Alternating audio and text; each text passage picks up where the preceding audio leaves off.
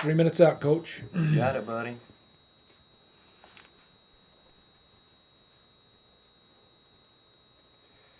And then can we also put as a graphic On Twitter to follow us, I'll just say Scott_Fields or Coach SF Show. I'll just say that Coach SF Show page just came up a couple days ago. And it's just Coach SF, right? Coach SF Show. Show. Yes. So at and at, right? Those are both Twitter handles. Yes, they are. Got it. So Scott_Fields, capital S, capital F, then Coach SF Show. Alan Stein.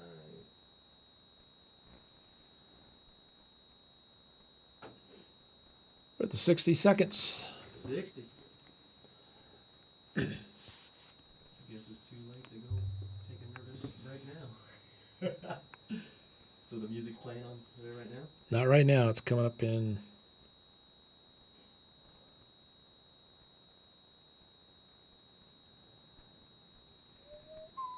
Okay, we're going to go live here, buddy. Okay. Music, and then I'll do an intro, and then you take it. You got it.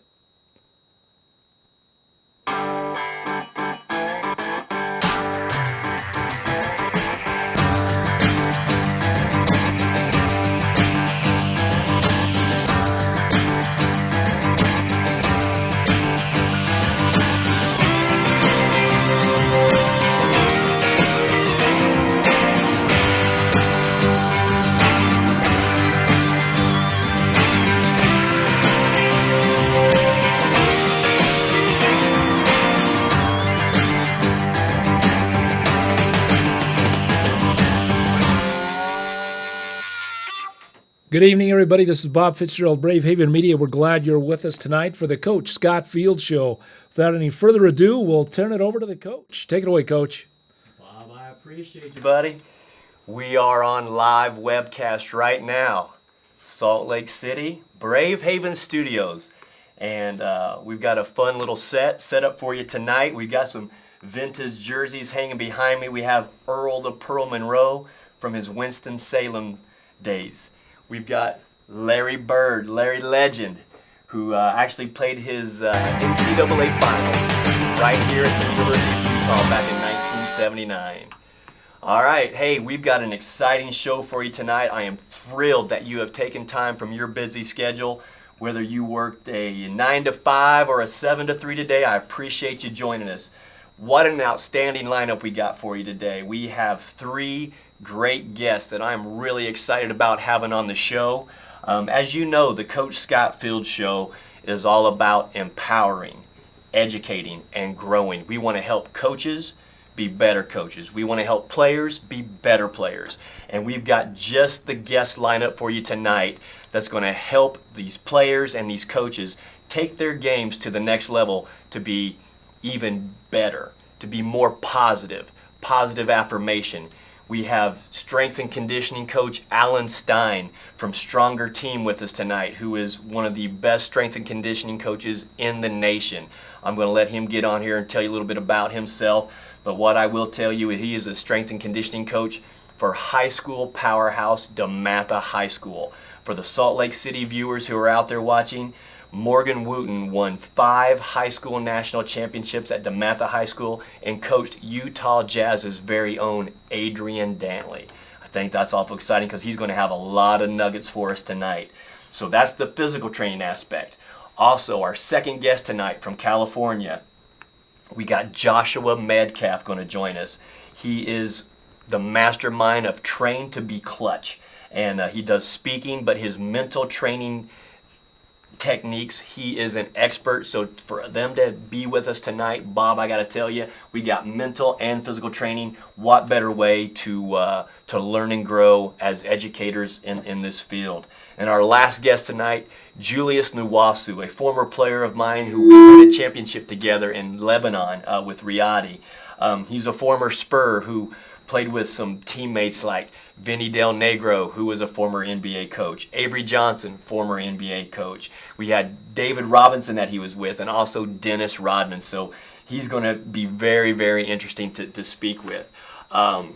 Lot of fun things going on right now. If you're watching the world of basketball right now, you know Alan Jackson is leaning towards being an executive with the New York Knicks. Just like last week in our test spot, we talked about Jimmer Fredette, a BYU guy who was out with the Sacramento Kings, and we talked about how he was considering signing with Chicago Bulls. Boom, 2 days later, he's got a jersey on, and he's lighting it up for the Chicago Bulls. So congratulations, Jimmer Fredette. And Phil Jackson, we wish you the best, as you're meddling around with what you want to do, going out there, being a part of the Knicks organization where you started and actually won a championship as a player out there. So, Bob, got some exciting things going on right now. Tell the viewers a little bit about what they can do as far as if they're interested in being with advertising or marketing with us, and how we can do banners and ad space. You are the guru when it comes to producing, because we've got this studio set up looking good. But how can they join us and be a part of our team? All right, thanks, Scott. Yeah, if you would like to be a sponsor on one of the Coach Scott Field shows, please contact us at bravehaven.com. Or bravehaven@mac is the email address, and we'll put those up later on the show a little bit so that they're available to you. But we are looking for sponsors, and right now it's bargain basement time. Get in, you know, at as the we're grassroots. as we're building the viewership, and as things are going to grow there. Now is the time to kind of lock in some great prices. We have 5-minute segments that you can sponsor. We have 10-minute segments and 15-minute segments. And what we'll do is we'll put your logo, and in fact, we could put your logo up as the entire backdrop for the set, or we could put your logo up in the corner, and it'll play there for you the 5, 10, or 15 minutes.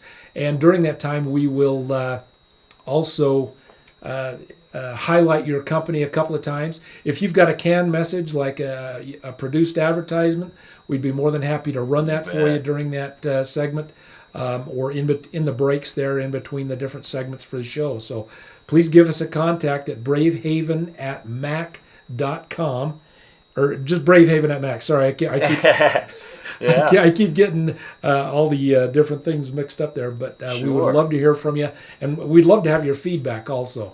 Either through Please Scott do. or myself would be great to have. Please do. Hey, just know as we're sitting here live on the show, we've got a poll question tonight, and let me throw that poll question out to you. We are asking, and we want you to chime in, whether you get it on Twitter to us or whether you send it to us on Facebook. My Twitter handle is Scott_Fields, or the Twitter handle can be the Coach SF Show. Either way, you can get that to us, or you can even put it on a Facebook, on a message to us, or just on the main page. Question for tonight: should high school basketball have a shot clock? It's a hot topic out here in Utah. As we know, some of the teams that are lower level teams, they're holding the ball, they're stalling. It can be a tactical thing for coaches, but is it truly helping prepare the kids for the next level as they go on in their journeys to play college basketball? So again, should a shot clock be in high school basketball? Please sound off and tell us what you think about that. Also want to take this second, right before we get Alan Stein on with our Skype call. Bob has a very ingenious thing set up for us on our live webcast, where you, the viewers, will see both Alan Stein and myself during this Skype call. So we're excited to get Alan on there. But I want to take a second to thank all the people who took the time this last week, who viewed us live on our webcast, and also who took the time to, during their week, got on CoachScottFields.com and viewed us. Had a lot of strong national viewership, and then we even picked up a lot of international views. We had views in Australia, we had views in Russia, we had views in Japan, we had views in Lebanon, we had views in Mexico, Venezuela. So to all you, I know we even had some guys who just hit me a minute ago out in Sweden, so I want to thank Roger for that. So Bob, let's get this show on the road, because I know my man Alan Stein is going to give us nuggets so sweet we won't have to dip it in honey. So let's do this. Alan, I'm looking forward to chatting with you, buddy. So I'm sure you're going to be on that line with us here in just a second. But as he's doing that, again, you can find Alan Stein with Stronger Team, and he's also part of the Hardwood Hustle. All right. Hey, Coach, we've got Alan Stein on the line with us now. And Alan, can you hear us okay? I sure can. How are you? All right, we're doing great. All right, I'm just going to turn you over to the coach and let you two guys ramble at it and go at it. Sounds great. Alan, can't thank you enough for taking time from your busy schedule to be a part of the Coach Scott Field Show out here with Brave Haven Studios in Salt Lake City. I know you're a busy man. I mean, you are a part of Stronger Team. You got the Hardwood Hustle thing going, and I'm going to brag on you here for a minute. I know as a professional coach who's traveled the globe and also coached here, in the nation at a couple of nationally ranked teams, what it's like and the advantages that players can gain by having a quality strength and conditioning coach to not only develop their skills but take care of their bodies physically, so that way they have confidence and it prevents injuries going into a season. And I, as a professional coach, felt more confident when I knew that my men or my guys were going to a strength and conditioning coach like yourself, because you are at the you're at the pinnacle of what you do. So I appreciate your time, and I know we're going to give these viewers a lot of nuggets that are going to be so sweet we don't dip it in honey. So Alan, tell me a little bit about yourself. I know you're at DeMatha High School, working with a national powerhouse out there at DeMatha. I told the viewers before you came on that Coach Morgan Wooten won 5 national championships out there and coached a local guy, Adrian Dantley out here, who used to be with the Jazz. So Alan, welcome to the show, and thanks so much for taking the time, buddy. No, absolutely, my pleasure. I appreciate your kind words and support for myself and for what I do, and it's a great opportunity. Anytime I get a chance to share my passion and hopefully share some nuggets that will help coaches work with their players, always honored to do it, and appreciate the platform that you've allowed me to do this on. Well, you know what? Again, I think you're one of the best in the business, and so the whole meaning behind our show, Alan, is, while I'm between my coaching jobs, why not take the time to empower and educate and help coaches grow so that they can be better coaches? And why not take that same opportunity for all the players who are out there watching? How can they find an Alan Stein? Where can they, I know they can find you on Twitter. We're going to have your Twitter handle up there. I know you've even run a camp out here in the past that I wish I could have been to, but I was down in Venezuela when you were running that. But how can these players find you, buddy?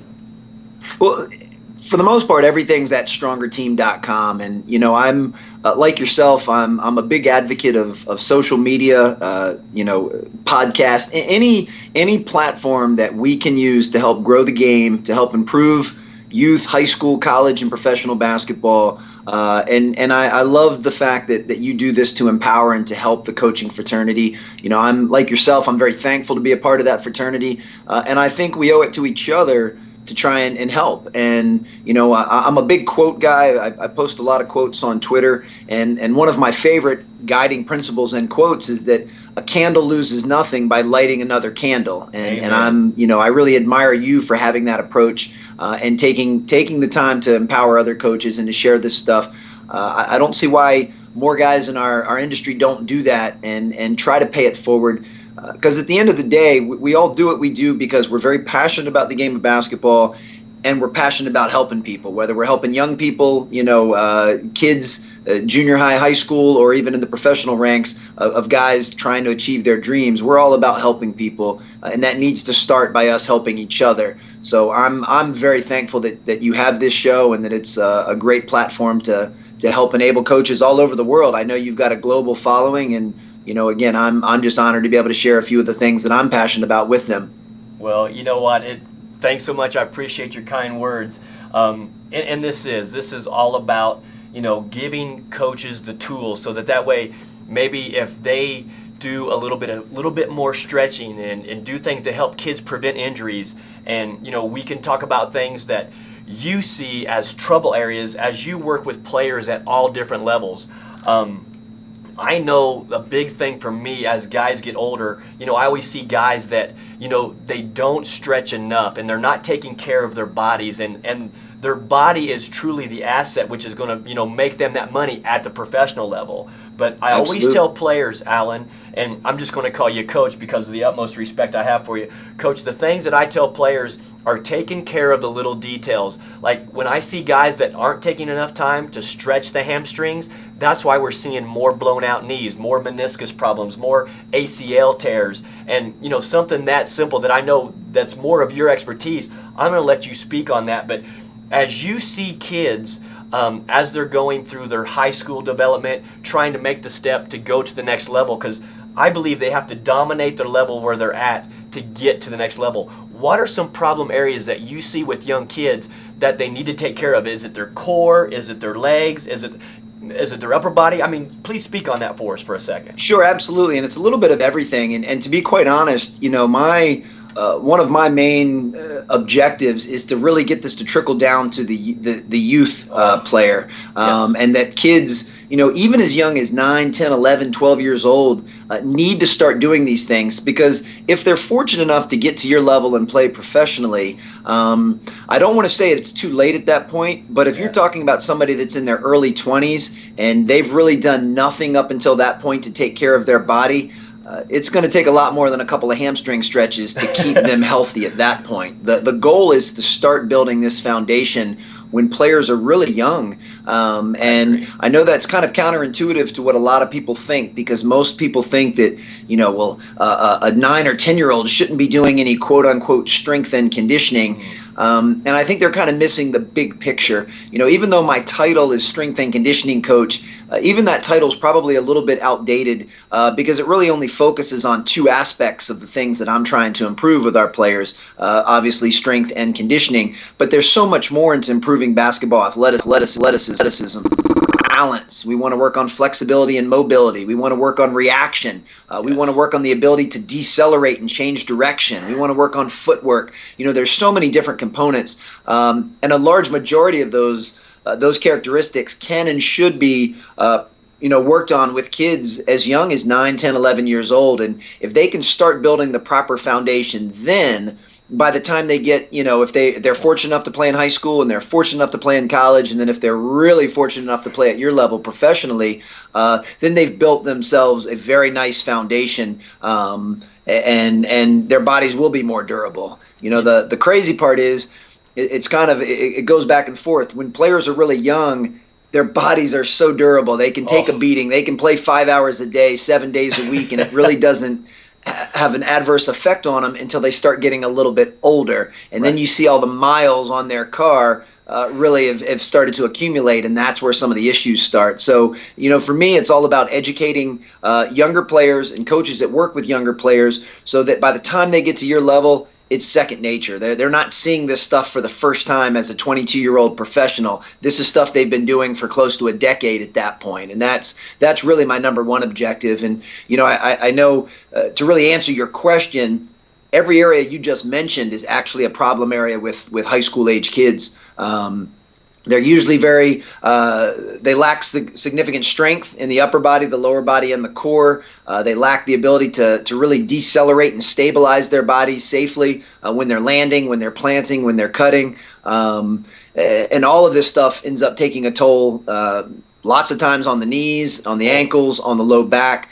So those tend to be problem areas. But really the most important thing is getting people to widen the scope of what basketball athleticism is. And most players today, especially in the United States, think athleticism is simply how fast you run and how high you jump, because that's what's cool, that's what's sexy, that's what we all watch on SportsCenter every morning. Right. And I know players want to run faster and jump higher, and I can appreciate that. But I also want to teach them to embrace the other areas that I mentioned, like balance, like reaction, like hand-eye coordination, because those areas of athleticism play a profound impact on your ability to actually play this game. And the last thing I'll leave you with on this topic is everything that I do with players is to give them the potential to perform their skills at a much higher level. I'm humble enough to know I love what I do for a living. I love the performance enhancement side, but I'm humble enough to know that it's only a very small piece of the puzzle. Right. At the end of the day, if you can't shoot, pass, rebound, defend, or handle the ball,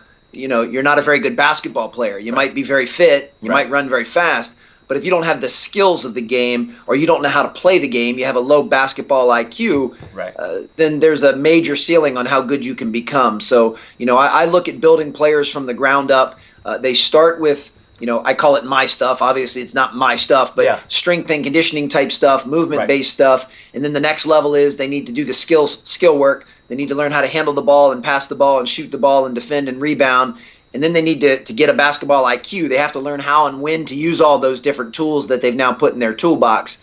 And if you can combine those three areas with some heart, with some grit, with some passion, with having a motor, then you have the potential of being the best player that you're capable of becoming, which is what I want all players to aim for. And for some of them, that's good enough to play on the professional level. There'll be some that, as not everyone can play professionally. Right. Not everyone can play in Right. college. I mean, Right. basketball is a giant game of musical chairs, and unfortunately, not everyone gets to have one of those chairs. But the only way to even give yourself a chance is to really try and hit those four different areas of body, skill, brain, and heart.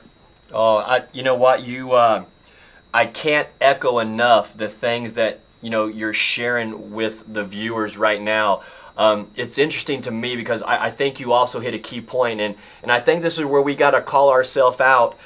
Just because we invented the game here in the United States, I have been blessed to have truly traveled the globe, whether it be in Europe, whether it be in Asia, whether it be just around the globe, and the work ethic of the men in Latin America and the work ethic of the men in Europe, they're so hungry, Coach. The work ethic is second to none, and because they have that work ethic and they don't have that prima donna attitude, which I think comes from home, and to have a positive role model or a mentor to guide them to do the right things, I see the rest of the world, and that's why they've caught up with us. Because if you remember back in the day when the first Dream Team came out, those players were so in awe of our American players that were so dominant, whether it be the Magic Johnsons or the Michael Jordans or the Larry Birds or, John Stockton, Karl Malone, the players, Charles Barkley's,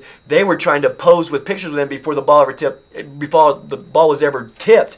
And now the rest of the world has caught up with us because of their work ethic and their passion and their intensity and their willingness to be coached. I don't think that can be undersold because these guys have caught up with the Americans, and now some of the skill sets that they bring as Europeans and Latin Americans, like the Manu Ginobili's, with Argentina, whether it be Tony Parker in France, but their skill sets have caught up with the American skill sets because we've gotten lazy and we're just throwing the ball out and we're not teaching the fundamentals like you're talking about, the passing. How many times do you go to a high school game or go watch kids on a playground who can't make a post-entry pass effectively or a wraparound bounce pass, to give your teammate a high-quality chance to score the basket? And these are things that I've been able to view and observe as I've traveled. And again, I don't have all the answers, but I do know this. Work ethic and determination and your heart and your character and integrity and saving the integrity of the game goes a long way, Coach. It really does. Oh, it absolutely does. And to be honest, I think a lot of especially the European countries in particular, their model for youth development is really good. It's tenfold better than vastly Americans. superior to a lot of the things that we do here, and I mean that respectfully. I'm an extremely patriotic American, and Yes. take a lot of pride in that. But I'm That's right. humble enough to know that we don't have the best model for producing the top talent now. Right. Because we're a large country and basketball did originate here and it's so popular here. We've been able obviously to produce some pretty high level players, your LeBrons and your Kobe's and your KD's and so forth. But from a strictly youth development model, I think there's a lot of room for improvement in the United States, and a lot of it goes back to the things that you just mentioned, starting at the younger ages. Putting less focus on winning and playing and putting more focus on actual development, and let the winning and playing come as they get more mature and they get older. Right. But some of the models and academies that they have over in Europe Yes. are phenomenal, and that accompanied with the work ethic and the desire is one of the major reasons why, as you said, the rest of the world is really gaining rapidly on the United States. And that, for me, that's one of my goals. I would love to be able to leave some type of legacy on the game of youth basketball here, and I'm hoping that one of those things will be to create a slight shift in the youth development model here, where we are doing things a little bit different and putting more focus on the fundamentals and teaching the game and teaching players how to play. I'm fortunate enough to get to work a lot of events with Right. the top high school kids in the country. Yeah. And I mean this very respectfully. A lot of them don't have very high basketball IQs because they've never been taught. I mean, That's they've right. been able to play at a high level from some natural talent. A lot of them do work really hard. I don't want to imply that those kids don't work hard. Right. But a lot of them don't. They don't necessarily have the rudimentary fundamental skills, and they don't have the basketball IQ that they should have at that age. And for lots of them, they don't get it until they get to college, and then they're playing for a Mike Krzyzewski or a Roy Williams or a Bill Self, and that's in many cases some of the first times that they're getting to really be taught that. And that's not a knock on their high school coaches by any means. I know Right. some of those players come from very good high school programs, Yes. but just to generically, paint with a wide brush, that is part of the issue. And that's one of the main things that I'd really like to take on over the next 10 years of my life and my career is to see a shift in how we address the youth basketball development system here in the U.S. I am behind you tenfold, my man, and I know that with your passion, with your desire, and the things that you can help educate these other coaches on, it's a positive step in the right direction. Anything that I can help advocate you in doing that, I would not hesitate doing. So again, viewers, we are talking to Alan Stein from Stronger Team, and we're talking about some development issues. We're talking about many things about player development and the things that they can learn. We've got a poll question here tonight, Coach, and I'm going to bounce it off you as well. Please. Our poll question of the night is do you think there should be a shot clock in high school basketball across the country? What's your initial reaction when I Absolutely, say without that? question. Yeah, don't even have to hesitate. Without a doubt, there needs to be a shot clock in high school basketball.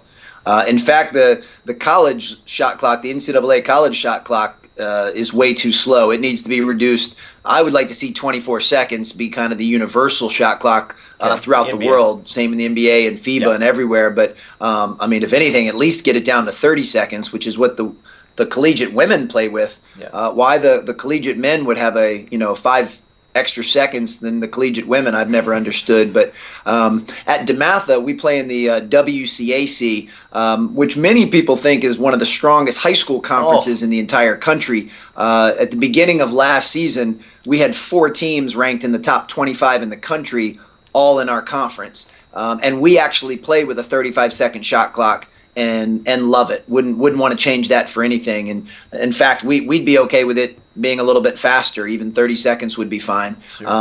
I think 30 seconds would probably be appropriate starting point for high school. But I'm an advocate of it for so many different reasons. Right.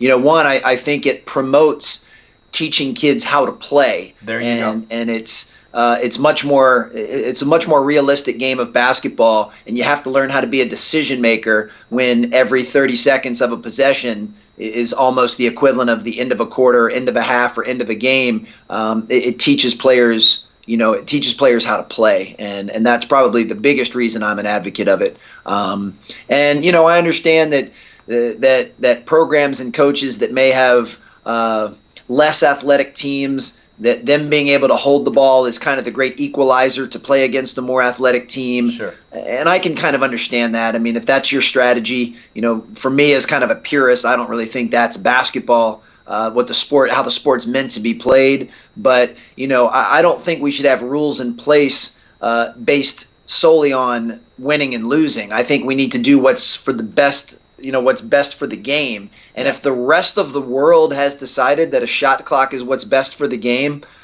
why would high school basketball in the United States, do something different than the rest of the world does? It doesn't make Right. any sense to me. Well, I appreciate you chiming in on that because I know, in the area where you're at, in that metro area, there are, outstanding athletes and players, but the product of basketball is fun to watch. It's entertaining for the fans. The players actually enjoy playing it more, and I incorporate those things as I travel abroad, and we play that type of system where we're getting up the floor, we're attacking the basket, we're forcing the defense to make decisions, and like you're talking about earlier, working with the players starting, stopping, and the explosive moves and things. You can actually attack teams' weaknesses and identify those weaknesses as you play quicker. And and as we've talked, all that hard work. We're talking about winning and losing, and I know those things are important because this is the business of basketball, and college coaches lose their jobs every year if they're not recruiting the right players and they're not winning, and NBA coaches are losing their jobs. I mean, you got Lionel Hollins, who did an outstanding job last year, who loses his job. George Karl, Coach of the Year, who loses his job, which to me just blows my mind. And I scratch my head and say, is this really the profession that I love? But, Right. The winning is truly the byproduct of your hard work and all your skill development and all those things that come together as you develop as a player and go on to the next level. But the winning is the byproduct, and it's the skills that are taught and the work ethic that is taught. And if I'm with you, if we can teach these players at 9, 10, 11 years old to not only work hard, but to work smart, they're going to be better decision makers when the pressure's on them later in life, when they're in a corporate situation or when they're trying to, go out in a business world and sign a contract against a multi-million-dollar other firm. And it's just going to help them be more cognizant and aware of things around them. I just think there's so much you can learn from the game of basketball and all the things that you teach as you travel the country. To tell the viewers some of the states that you have taken your stronger team camps across the country, because I know after viewing this show, we should be able to build on that and even get you going internationally to where we can truly teach coaches how to develop these kids and teach them the fundamental things about the footwork and the speed and the balance and the plyometric, isometric stuff that you work with. Where all have you been here in the States recently? Well, it's funny. It's almost easier for me to work backwards. I think I'm down to about 8 or 9 states that I have not done anything in. Good so it's for almost you. easier. Instead of listing the 41 or 42 that I've been in, it's easier to list the ones that I haven't. Good for you. I've been extremely fortunate that coaches have really embraced the types of stuff that I'm into. And this is something that's really, over the past 10 to 15 years is where the strength, conditioning, athleticism stuff has really started to gain in popularity. Rick Pitino was actually one of the early adopters. Even in the late 80s and early 90s, he had hired a full-time strength and conditioning coach to work with his teams. Look and at then the it slowly success started picking that up. he's had. But, it's crazy. Even in the late 90s, less than a third of NBA teams had a strength and conditioning coach. So it's Right. this is a new part of the profession. And again, I'm extremely thankful that coaches have really welcomed me with open arms, and I've been able to travel all over. I have done some international stuff, haven't done as much as I'd like. I'd like to be able to do more. One of the limiting factors, I have 3 young children, so Right. I try to limit my travel as much as possible. And Yeah. in the States, it's pretty easy for me to zip to another state and be back within 24 hours or 48 hours.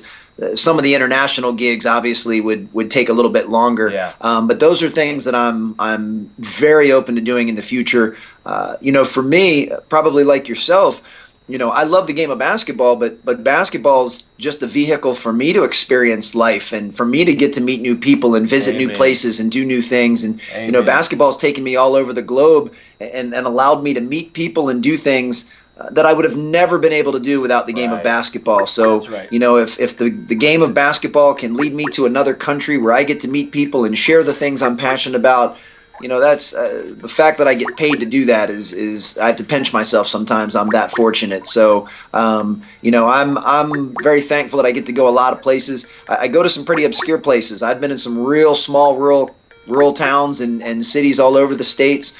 Sometimes I get to hit some bigger markets, but I really want to go anywhere where there's players and coaches that want to get better, that are open-minded to learning some new things. I've never been the kind of guy that says, well, that's the way it's always been done, so we're just going to keep doing it that way. That's never been good enough for me. I've always been one to want to kind of push the envelope and ask why, and that for me is what kind of keeps me passionate and keeps me driven. You bet, buddy. I love the things that you're saying right now, and I'm on board with it. Actually, just received a tweet just a couple of seconds ago. Got a question for you, Alan. There's a strength and conditioning coach out here in the West, a friend of mine. He wanted to know, he said, please ask Alan about CrossFit for high school athletes. What do you think about the CrossFit comparatively speaking to like what you do and how you do it? With anything, I don't think anything's necessarily good or bad. I think it's a matter of how you use it and how you utilize it. I think if you just literally take CrossFit and try to work basketball players out just using that methodology, it's actually negligent in a few different areas. It doesn't address necessarily the ankles and feet and a lot of the groin and hip complex as much as a basketball player may need. It also tends to focus more on getting as many reps as you can get in a certain amount of time. And anytime you're more focused on how much you can do, then the actual quality of the repetitions lots of times goes down. So you might have kids performing things incorrectly over and over because they're trying to get more reps in. So those can be some of the downsides of it. Yeah. Some of the overall methodology, I mean, they use some good movements. They are about promoting a good work ethic. I do like the fact that they keep everything up tempo, so it keeps your heart rate up, which is great for a conditioning effect. So really to answer, there's portions of the CrossFit methodology that I think can be incorporated into a more comprehensive basketball-specific program. But I would not recommend that a basketball player just go sign up for their local CrossFit. It may be better than doing nothing, but I don't think it's near as comprehensive as you can be with a little bit more planning. Yeah, and see, I like how you emphasized, keying in on not only doing it, but doing it the right way, having the proper mechanics, having the proper form. It's about preventative maintenance too. We don't want to cause injuries just because you're doing something and now you're on the clock thinking that you have to do it quick. You're going to have a lot of sprained backs and, knees going to start going bad. And so I do like the fact that you are honing in on details as far as, having, not only just repetition, but perfect repetition, perfect form. So, yeah. Josh, Allen, I'm a big believer in the brick by brick philosophy, and it's something I preach to all the clinics I do, and a lot of the blogs that I write about and in the podcasts that I'm speaking on. And that's, if you picture any brick wall, you look at any brick wall, no matter where you go in the world, every brick has been laid perfectly. Someone took the time and precision to lay every brick perfectly. And when you do that, you end up with a very sound, sturdy wall, or in many cases, a building, lots of times a gym, which is where we all spend most of our time. But the only way you can end up with that end result is if you take the time to lay every brick perfectly. And I want players to start realizing that every rep of every set, of every workout, of every practice, of every game is another brick. And if you're not careful with how you place each brick, you're not going to end up with a sound, sturdy wall. You're just going to end up with a pile of bricks. So, if you're doing a set of pull-ups, every rep you do is another brick. So if you start doing sloppy pull-ups and you don't go all the way down and you start using momentum and you start kicking your legs, you're basically laying sloppy bricks on your house. And it'd be the same thing with a shooting workout. Even though I don't do skill work, I'm around skill work all of the time at a very high level. If you're not meticulous about your form, about your footwork, if you're not shooting game shots from game spots at game speed, then you're not laying perfect bricks. And that's ultimately the most efficient way to be the best player you can, is break everything down rep by rep and try and be perfect in every rep. And I say this in a lot of places. I don't even know where I stole it from, and I definitely stole it. But you don't want to go into a gym and make 500 shots. You want to go in a gym and make one shot 500 separate times. And there's a lot of power behind that. I know some people might think that's merely semantics, but you want to shoot one perfect shot and then replicate that 500 times, not just go in the gym and jack up 500 shots. There's a big difference there. And the great players that I've had a chance to be around, they understand that difference. You bet. Alan, I really appreciate you taking the time because, again, I know you've got a busy schedule. You're doing 1,000 different things, but for you to take the time to come on to the show tonight with us to help educate viewers and coaches, I'm so appreciative. We got to get on here and do this again in the very near future because I think we could talk for hours because we're both so passionate about what we do. And we need to get you back on this show, my man, because you are good at what you do, and I appreciate it. And you're making this show even better just by you being on here with us. So please keep doing what you do. Keep empowering those kids. Keep instilling the passion in the kids and teach them the right way because truly, Europe, Latin America, that's why they're catching up with us because those young kids are learning the proper mechanics and the proper skills and they're learning that work ethic early. And if we can get that going here in the United States of America, we can take back over the basketball the way that we should have our national pride to do, my man. Absolutely. Well, no, thank you so much for giving me the opportunity. It's always fun to talk shop. Anytime you'd love to have me on, it'd be my honor. So just drop me an email or hit me up on Twitter, my friend. Well, let's do it. Hey, this is a small fraternity that we're in, and we share a lot of common acquaintances. So anytime you're working your way out west here, and if I'm here, if you don't come hang out with me and my family and my Great Danes, I'm going to be upset with you, buddy. Sounds good. Hey, have a great evening. And again, viewers, that was Alan Stein, and his Twitter handle was up. You can find him at strongerteam.com. And please follow him in what he does and how he does it because he's one of the best. And for those viewers that are on here watching and listening to Alan, I commend you because you're taking the first steps to doing the right things by gaining knowledge from those who are the best at their craft. So we also hope that you follow us here at Twitter, Scott_Fields and Coach SF Show. So we're getting ready to have Joshua Metcalf on with us. I know he's been trying to connect with us via Skype. And Alan, it was wonderful having you, my man. We sure appreciate you, and we're going to see if we can't keep this thing going and getting one of the best training guys on here. Let's see, Bob, if we can get Joshua Metcalf out of California. Yep. Train. I'll give him a call. And for Josh, sorry couldn't get to your call there. A little technical difficulty when I was trying to connect that, so I apologize. So, yeah, because matter of fact, Joshua, he just put out a tweet. He says, about to go live with Scott Fields on his show. Tweeting many questions you'd like for me to try to answer. So Joshua Metcalf, we're going to get you connected, my man. I liked, what he talked about, too, about having the shot clock in high school basketball. That is our poll question for tonight. Please send us a tweet. Send us messages on Facebook. Let us know what you think about having a shot clock instituted in high school basketball. So, actually, I've got a viewer as we're trying to connect with Josh. He talks about, he says, matter of fact, this is a viewer from Indiana, and we appreciate you. Bud Fields says, I believe only advantage of the shot clock in high school basketball would be to speed up the game, possibly prepare the player for the next level, but many high school games are won and lost by time management. I was never a real fan of the three-point shot in school, but too many elementary players are trying to shoot threes instead of driving to the basket.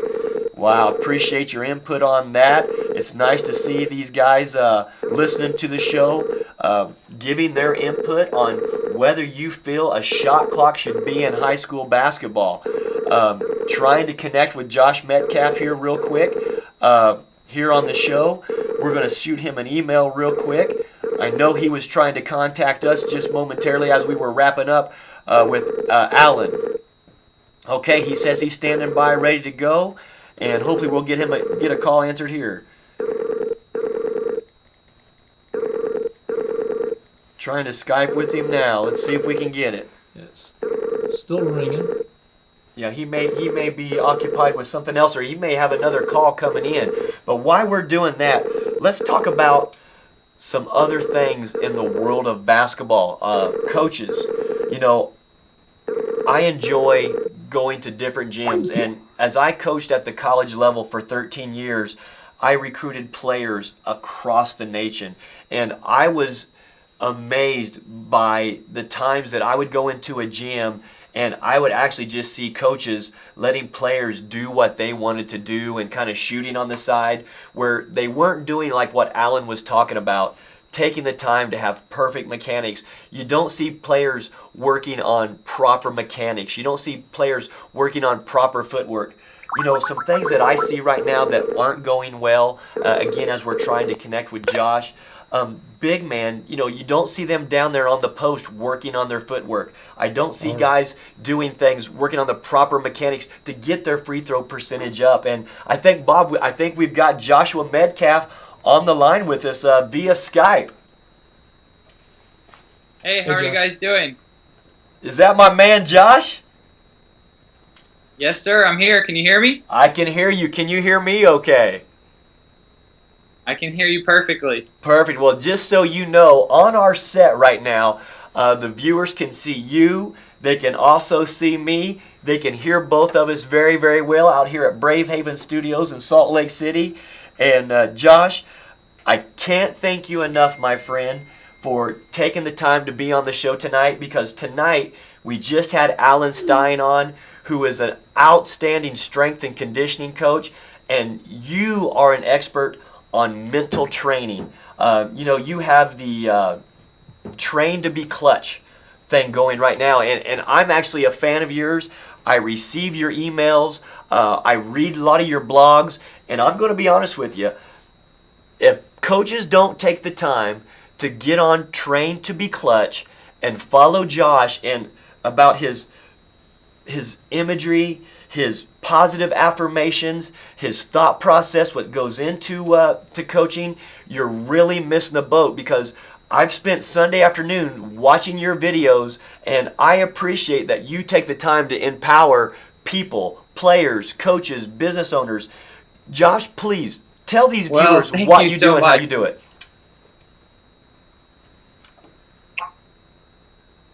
Are you with us? Well, I'm so grateful. Can you hear me? I can. Go ahead, please. I'm just so grateful. I mean, I have so much respect for Alan Stein, and you know, he's a friend of mine, and I don't think that he's a great strength coach. I think that he's the best strength coach in the country, and so I'm just honored and humbled to get to be on a show and, you know, get to come after him. Those are pretty big shoes to fill, so I'll do my best. But you know, I'm really excited to be here, and you know, it's an honor that you guys are, you know, readers and listeners and watchers of the content that we're creating. And you know, it's really cool. We feel so blessed to have a platform to get to serve people and love people and provide value. And so this evening, I'm excited to do anything I can to further that mission tonight. Well, you know what? Just you being on this show with us is something that I believe in, Josh, because we truly are about, you know, you see our little mantra and logo of the show, you know, it's about empower and, you know, educate and grow. And, you know, the way that you go about it, Josh, I want to compliment you, because it's truly coming from your heart. And, you know, the way that you deliver it and the way that you communicate with people, your positivity, you know, these are things that, you know, I've been blessed, Josh, to travel the globe and coach, you know, professional basketball. And I really believe that there's so much to, you know, positive affirmation and positive comments. I mean, even like during a 60-second timeout, if we can sit there, even if it's in the last seconds, and I look at that player in the eye and I say, hey, after you make these free throws, this is the defense we're going to be in. And I believe in that. But the way that you do it and the way that you come from your heart, you know, talk a little bit about that. Talk about, you know, your background, and talk about, you know, you coming up, you know, through college soccer. And please share with the viewers right now a little bit more about you, because, you know, these viewers are not only going to be nationally but also international, and I want them to take the time to get to know Joshua Metcalf, the person who goes out and teaches the way that you believe it should be taught.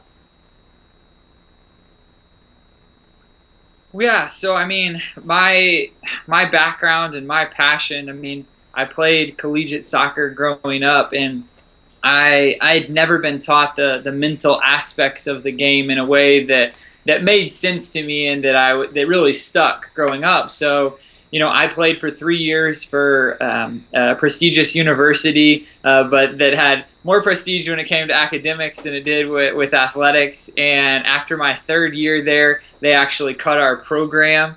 And so at that point, my parents had paid quite a bit of money for, the rest of my education. I had a 10% scholarship, and I decided to hang up my cleats and just graduate.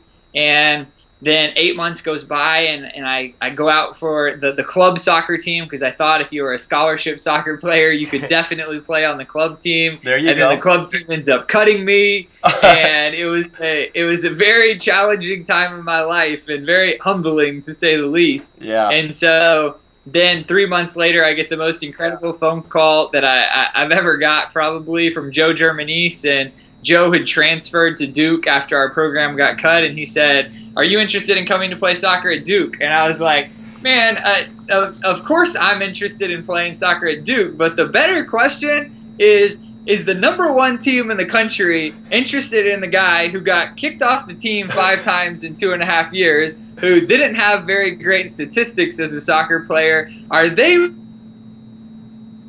Oh, we lost the sound. Uh-oh. Yeah, we lost the signal there. Oh, my goodness, we lost him. We got to try to reconnect, because he was given a good nugget there on about, sound to me like perseverance, and allowing him an opportunity to stay involved in the game at Duke University. So as we try to reconnect with Josh, we so apologize for that. It might have been that we got some storms moving in. So let's see if we can't reconnect so he can finish that story. It almost sounds like a Michael Jordan going to North Carolina story. Are we reconnected there, Bob? Not yet. Okay. We're going to get that reconnected. And I so apologize to our viewers, and I apologize to Josh, because he was dropping some knowledge right there for us. But this is live TV, and this is the way it goes down. But again, we're going to ask Josh, even though he was more in the soccer arena and we're in the basketball arena, can you hear me? what do you think about that? Hey, We Josh. got your back. Back. Sorry, we lost the call there. Scott, for a are minute. you there? Yes, we're here. Can you hear us? Go ahead, Josh. No worries. Yeah, can you hear me? I can. I'll tell you, I'm going to have Bob give me a second just to have it a little bit Okay, louder. so, yeah, Oh.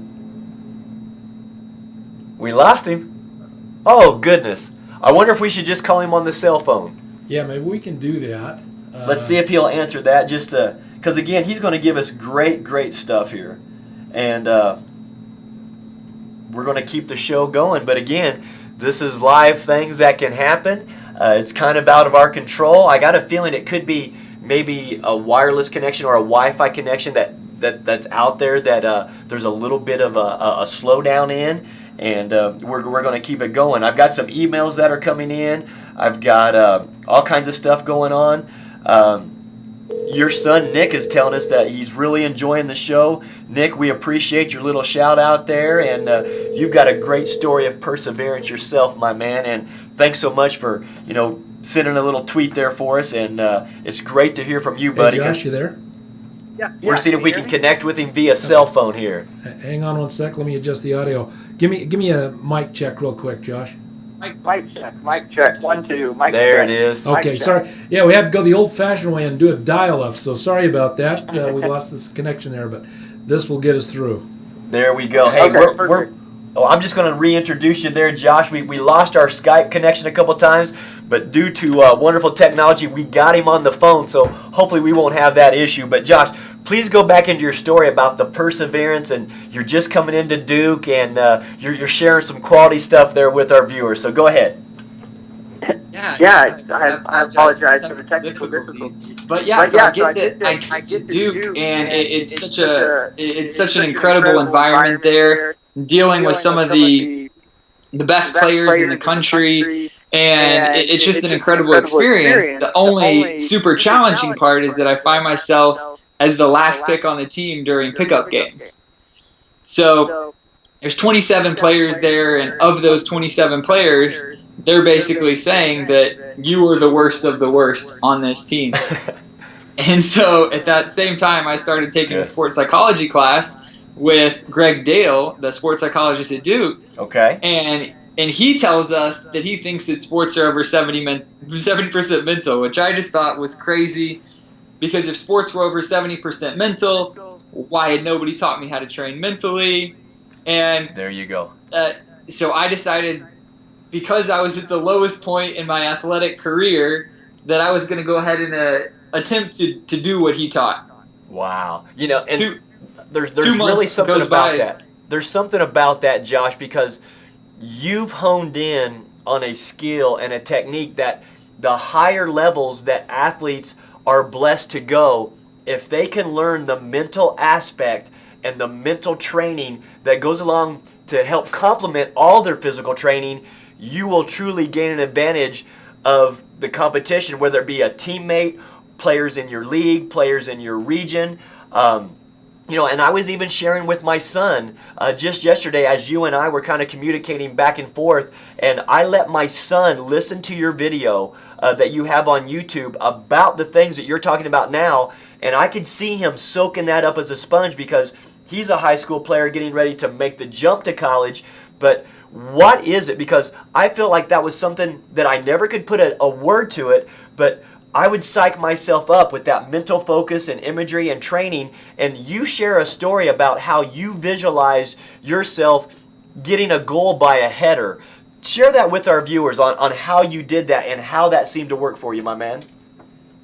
Yeah, I mean, when Greg Dale taught us about visualization, I really thought it was crazy, because it was like, you want me to use visualization to get better at something? Well, you know, that's why I physically practice. Yeah. And so I'm just sitting there, and I'm like, you know, okay, I can do this. I'll give it a try. I'm gonna kind of roll the dice here with this and experiment. And sure enough, I just started trying to visualize myself scoring a goal with my head, and it was extra challenging, because not only had I never scored a goal with my head in my entire life, after scoring thousands of goals in my career, I hardly ever headed the ball in general. So I had very little real experience to draw from and memories to draw from, but I just really tried to see myself doing this. And then sure enough, we're playing against Boston College, who in 2007 went into the NCAA tournament ranked #1 in the country. And it wasn't like, the coolest part about this is, I wasn't making a conscious effort to score a goal with my head. I was just playing, and that training and that visualization of trying to see myself scoring a goal with my head all of a sudden clicked in, and I made a run in the box. A ball got whipped in. I just jumped in the air and snapped it with my head, back post, upper 90, and it was truly one of the most beautiful goals that I'd ever scored in my life. The next game, the week later, we're playing against Virginia, who, you know, another strong ACC opponent. Wahoo, we're down baby. 1-0 with 47 seconds left in the game, and everybody's just pushing forward, because, you know, the game's almost over and we're going to lose if we don't score. And so everybody's in the box, and the guy just drives the ball into the box. And this time I jumped in the air and just stuck my head out at the ball. I think that I closed my eyes, and it hit the top of my head and somehow floated over the goalie's hands. Oh. And it was probably the ugliest goal that I'd ever scored in my life. But it tied the game up, and we go into overtime. We end up winning. Mike Grella scores the game-winning goal, and so it was just so cool that, you know, after never having scored a goal with my head in my entire life, then to go on and score 2 goals after visualizing it. I was sold. Yeah. Josh, matter of fact, I'm going to be honest with you. I'm getting chills listening to your story, because the way you tell the story, I mean, it's true. It happened. And I'm going to share a story with you on how I even use this. And I promise you something, and I promise my viewers something. If you take the time to go to Train to Be Clutch and you watch his YouTube presentations, you're going to want to bring this guy into your program, like these other programs have done, to utilize his skill set on teaching this mental imagery, because it truly is good. Joshua, back in, like, I believe, I can't even remember how many years ago it was, but it was my very first professional head coaching job that I took in Luxembourg. And if there's any players out there that know the little tiny country of Luxembourg, it was an opportunity for me to kind of experiment and work with players as I worked on my philosophy. I actually made all the players. This was like for 15 minutes of the practice. I shut all the lights off in the arena.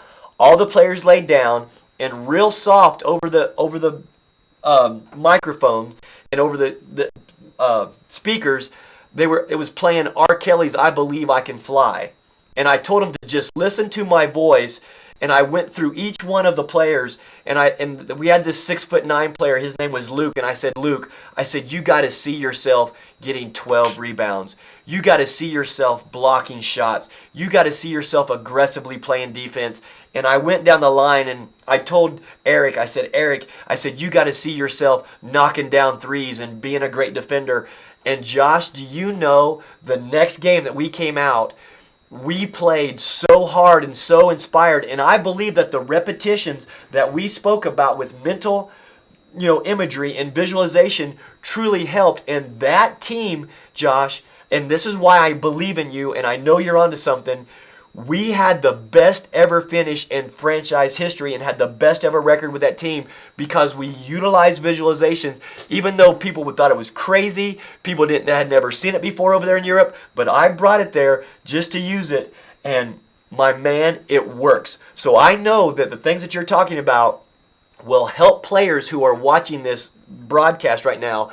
If they visualize themselves, see themselves making a free throw, using their head as a header for a goal, or whatever that you're doing, maybe a businessman's out there saying, hey, I need to complete and make this sale or get this signature on a contract. If they visualize that and they believe in it and they're committed to it, Josh, my friend, it will happen.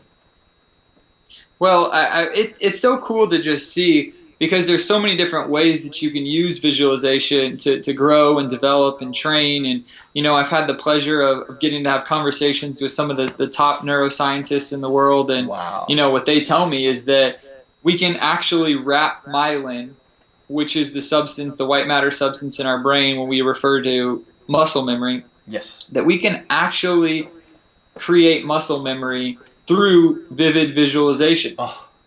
So the awesome part about that is that it's not just like, and I don't just teach people to visualize success, visualize cutting down the nets. Right. I know that there's a very successful coach that we all look up to who did that with his team at NC State, but that's not the only thing that we can use visualization for. I think that's limiting if we just use it for that. I mean, we can use it on the day-to-day of visualizing that person pushing your buttons, or your player doing that thing that always seems to set you off, or the ref making a horrible call. Right. But then you responding intentionally from a really loving, more beneficial and constructive place. Yes. And overcoming that challenge. Right. Because we're all going to experience those setbacks, those challenges. And what most of us do is we actually use visualization in a really negative way. Yeah. We constantly see ourselves flying off the handle. We see ourselves yelling at our team. We see ourselves responding in such negative ways. Right. And what we're actually doing is we're training.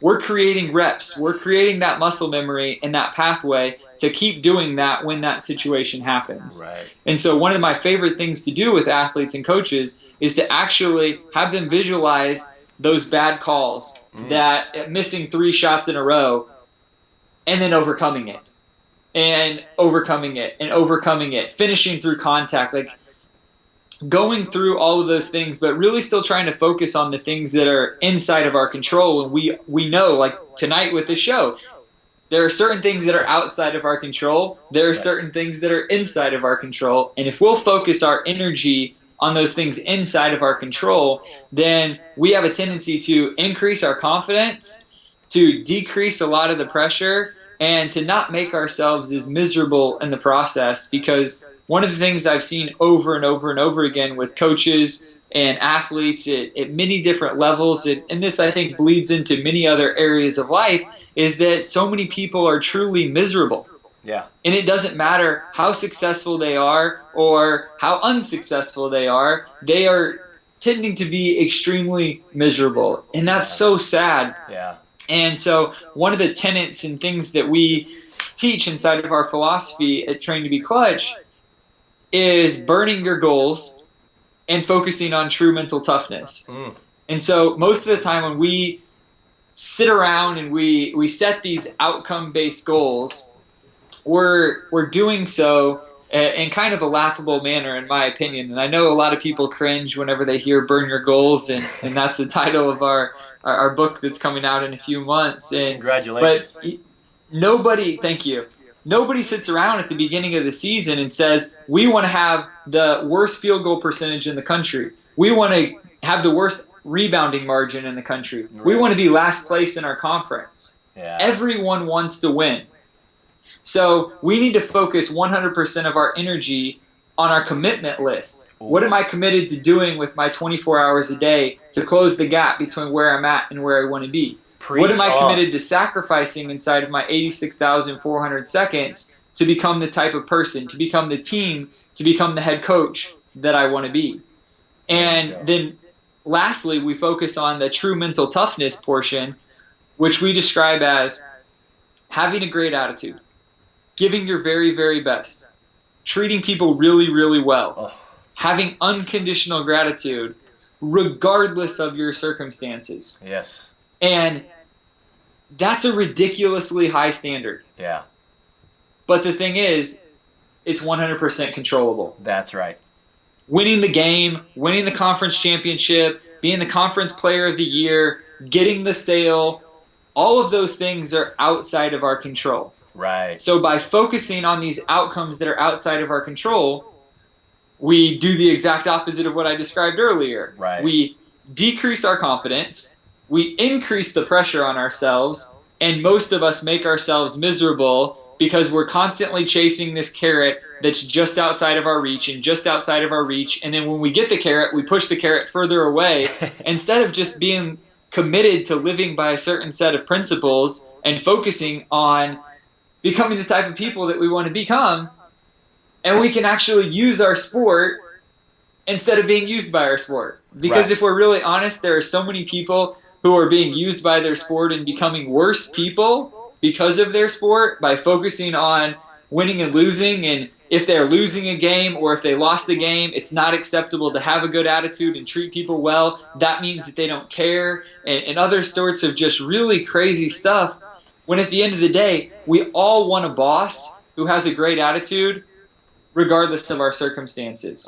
We all want a significant other who treats us really well even when we're not producing at the level that maybe we're capable of producing at. We all want teammates who still give their very best even when they're not playing well. Like, we want all of these things in the people around us, and we can use our sport to condition those habits and behaviors. But I think that we've got to be focused on true mental toughness in our commitments rather than being focused on these arbitrary outcome-based goals. Yeah. And the cool part is I've just seen over and over and over again in different cases with different groups where we've done this, and a golfer will go out and win a tournament for the first time in her career. Yeah. We'll have a program that's focused on winning for 6.5 years that's never won a tournament, and we come in and say, burn your goals, put players' hearts first, encourage people, love people, believe in them, use visualization, use all these, techniques and tools that we teach, and then they go out and they actually win their first tournament in 6.5 years. And I think that goes back to the whole C.S. Lewis thing, that when we put first things first, those second things like winning, money, the relationships, all of those things, they're not suppressed. They actually increase when we put first things first. Wow. Josh, this is what I like. I can feel your passion in your message through the phone line. And I know our viewers are hearing the same thing, because you have just an unbelievable passion about what you do and your message and your mission on empowering people. And it's amazing. And, what I want to encourage the viewers who are watching us live now across the country and internationally, and even throughout the next week, or, throughout ever, because this will be, podcasts where you can click on this. If there's coaches out there that want to take their team to the next level, or take certain players to the next level, I am asking you to please get in contact with Joshua Medcalf, because he is the guru of what we're talking about right now. And that's why we are blessed and we are lucky and we are fortunate to have him on this show, because again, we're reaching out to you coaches right now. We're reaching out to you players. We're reaching out to your bosses and these companies to try to empower you and enable you with the skills to, retrain your thought process, retrain your thinking, and retrain the way that you deliver your messages to your teams. And just that positive little twist or that positive little thought of how you start your day, or how you start that timeout, or how you start that pregame speech can set the tone for your success or the productivity that you'll have within that meeting. And Josh, I'm asking our followers to follow you. I know our producer has, your information up there as they're viewing the show, but we're asking them to follow you and, to contact you, because you have these newsletters that go out that talk about these messages. And I read these and I enjoy it because it reinforces things that I believe in and things that, I want to instill in my son and the people around me and in my relationships. So just please tell us more. Train to be Clutch. I know you've got a DVD out. They can find you on YouTube. They can follow you on Twitter. And thank you for being a mentor to me on stepping my Twitter game up, because if it wasn't for my son, I don't even know how to use it. But, you've taken the time from your schedule to even show me and teach me on how to, not only work hard, but work smart. So that way we can get more masses and more people to get in and understand the message that we're trying to deliver right now, Josh. Yeah, well, I mean, the cool part is that, if people go to trainingclutch.com, and the thing that we're most passionate about is training, equipping, loving, serving people, and providing value. And so I don't care if one of your listeners or followers never reaches out to me and says, hey, I want to book you to come speak at my event, or I want you to, to work with one of my players, or I want to buy your DVD or buy anything, one of your apps. We created the first mental training apps in the world for basketball, soccer, and golf. Like, to me, that doesn't matter. Like, we've just redone our website, and now at one click, you can listen to about 30 inspirational MP3s that talk a lot about the content that we're talking about in our articles. You have our articles there on the website. You can download those MP3s so that your players and coaches can have those, on their in an MP3 list on their iPhone, on their iPod, whatever they listen to music on. And we've got videos up there, and it's really just got a wealth of resources. We even have book notes from Mindset, the book that we think is, just an incredible piece of work by Carol Dweck out of Stanford, and it is foundational to what we teach. And so our highlights from that book, you can download that in one click.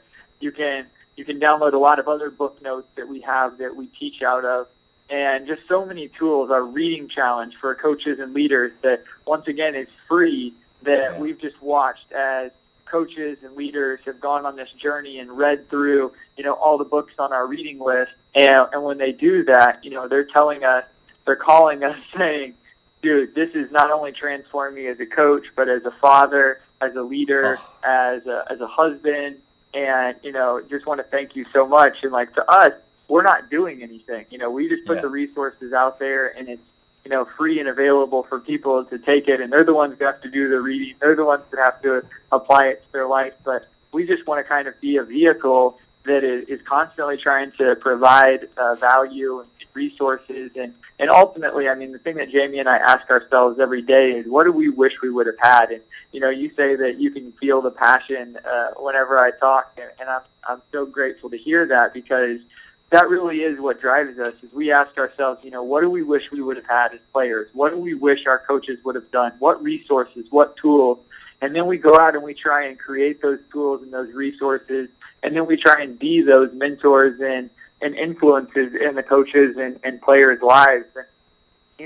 we fail short sometimes, just like like everybody else. But we are doing our best to be those influences in different people's lives. And one thing that I think is really interesting is to me, it's like it's a little bit deeper than even being positive. And I know that some people have a hard time whenever they hear that word, and I know that I did growing up, and I considered myself a realist. And I know a lot of other people that consider themselves realists, and so we think it's even deeper than being just delivering a positive message, but we think it's about delivering a beneficial and constructive message, and that if we focus on that sometimes I've had coaches tell me that whenever somebody tells them they need to be more positive, they're like, man, I just want to punch that person in the face. And I get that, because that's how I was for so long in my life. But I think one of the things that, in a way that it's deeper than positive, is it's okay, let's look at our beliefs. And so one exercise that's been really helpful that I try and do with coaches and players, with coaches, is to take out a blank sheet of paper and take out your roster. And so, Jason is, Stephanie is, Sarah is, Scott is, and fill in the blank with the first word that comes to your mind for each of your players. And in that, you're going to find what is probably your belief about that player. It tends to be the first word that pops into our mind tends to be a pretty good indicator of what our belief is. And the interesting thing is that whatever we believe about people and the individuals around us, we then create and have a vested interest in bringing out that behavior in them. So we will do things subconsciously or consciously to bring that behavior out in them, so that we can then say, see, Steven is so selfish. See, she is so catty. And we don't even realize that we're subconsciously doing things to bring that behavior out in them to prove ourselves right. And so we really try and get down to the core of like, okay, what are the deep-seated beliefs that I have about these people they're impacting every interaction that I have with them. So that's been a really helpful exercise that we like to do with coaches and players. Another exercise that helps us identify what it actually practically looks like to put first things first. We use C.S. Lewis's quote all the time of put first things first and second things are not suppressed. They actually increase. And so one way that we do that is, we have them think about, what do you want to be remembered for? Think about your obituary and what's going to be written on your obituary. What do you want to be remembered for in that obituary? And most of the time, we've never had a coach say that they want to be remembered for how many championships that they've won. We've never had a coach say they want to be remembered for how many games they won, how much money they made. It tends to be the impact that they've had in people's lives, and it tends to revolve around relationships. And so in our heart, when we really get in touch with our heart, we remember what it looks like to put first things first.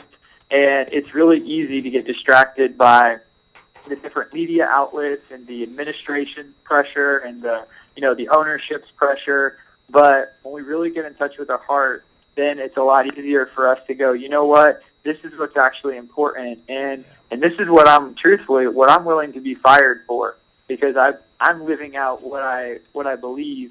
And when we put those first things first by thinking about, what we want to be remembered for, it's funny how death has a way of clearing out all of the stuff that doesn't really matter and getting right down to the heart of the matter. And so by focusing on those and going through those exercises, it can help us greatly to sift through what really matters and what doesn't matter. Yeah, this, Josh, that is just some powerful stuff. Real quick, what is your website? Because I'm going to have our producer, type that up there here on the graphic, so that way, the viewers, the listeners, later on can, go to that website. So please share that with us real quick, so our producer here at Brave Haven Studios can type that up. They can see that, and that way, my prayer is and my hope is that selfishly they're going to take advantage of this opportunity to utilize the resources that you provide individuals, if they want to take the time, to do more and learn more and be better. So please share that website with us real quick. Yeah, it's traintobeclutch.com. TrainToBeclutch.com. Perfect. TrainToBeclutch.com. As we're closing out this segment, we're going to put that up, and then as we come towards the end of the show, we're going to put it up again. I know we've had your Twitter handle up there, and I encourage followers and listeners to please follow, and because I'm one of those guys too that I'm into motivation, I'm into inspiration, but I'm into quality content. And you are a source and a resource of that quality content that I believe in. And that's why, again, I feel fortunate to have you a part of this show, because I really feel like with people utilizing your skill sets, we can truly transform individuals, because even if it's just a baby step, that baby step in the right direction is something that you and I are passionate about, and we believe in it. And, we need to have you, just like Alan, to come back on this show and visit again and talk some more, just to continue to educate and empower, these individuals, because you truly are, to me, one of the best, in this field. And, for people to listen to you, to hear your message. I mean, I'm sitting here right now and I was soaking it up like a sponge to, try to reinforce my thought process, cleanse myself to, be better. And, that's what this is all about, empower, educate, and grow. So I know our producer is getting that website up there for you. And, do you have any closing thoughts, as we close this segment before we go to our next speaker, that you want to share with our listeners, nationally and internationally, Josh?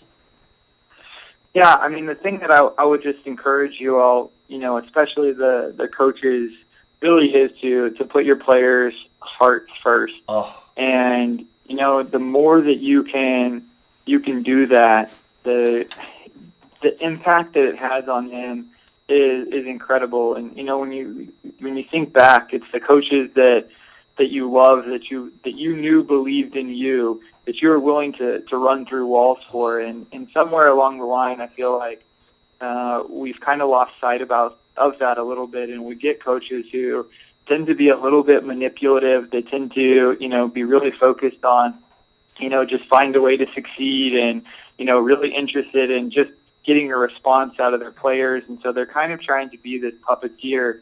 And I've just seen over and over again that when our players know that we really care about them, we articulate that when we're encouraging them, kind of like what Pete Carroll does with his team.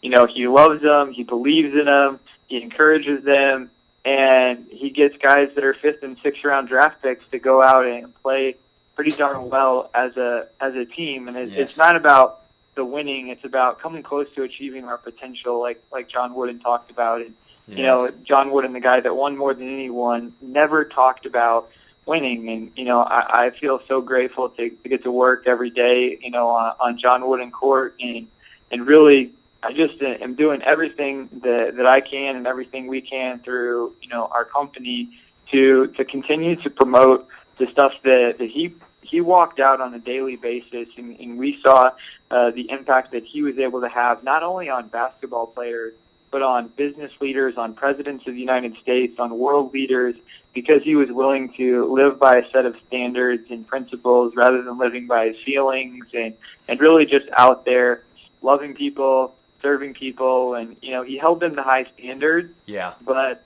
I think that he did it in really beneficial ways, and really focused on putting people's hearts first and the process first, and then letting the results be what they would. And so that's what I want to encourage people to continue to do, is to really seek out the wisdom of people like that have come before us, and really try and adapt the same characteristics that the Mother Teresas, the MLKs, the Jesuses, the Gandhis, all those people in the philosophies and principles that they live by, really try and model those in our life. And if we're consistent about doing those and disciplining ourselves the same way that we discipline ourselves on the basketball court, if we do that with reading and with our actions every day, it is pretty cool to see the impact that can have, not only in our lives, but in the people's lives around us.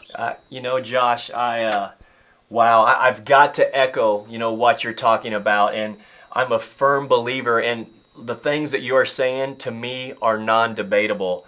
I wish and I hope that, the coaches that will be viewing this, the general managers as they hire new coaches, the athletic directors as they hire new coaches, don't get the guy that has the ego, that, puts the players first.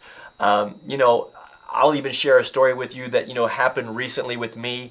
There was a group, since they know I'm between jobs, they asked me to take an AAU team, and I wouldn't do it because I didn't think they were doing it for the right reasons. And I truly believe that we're only as good as the people we surround ourselves with.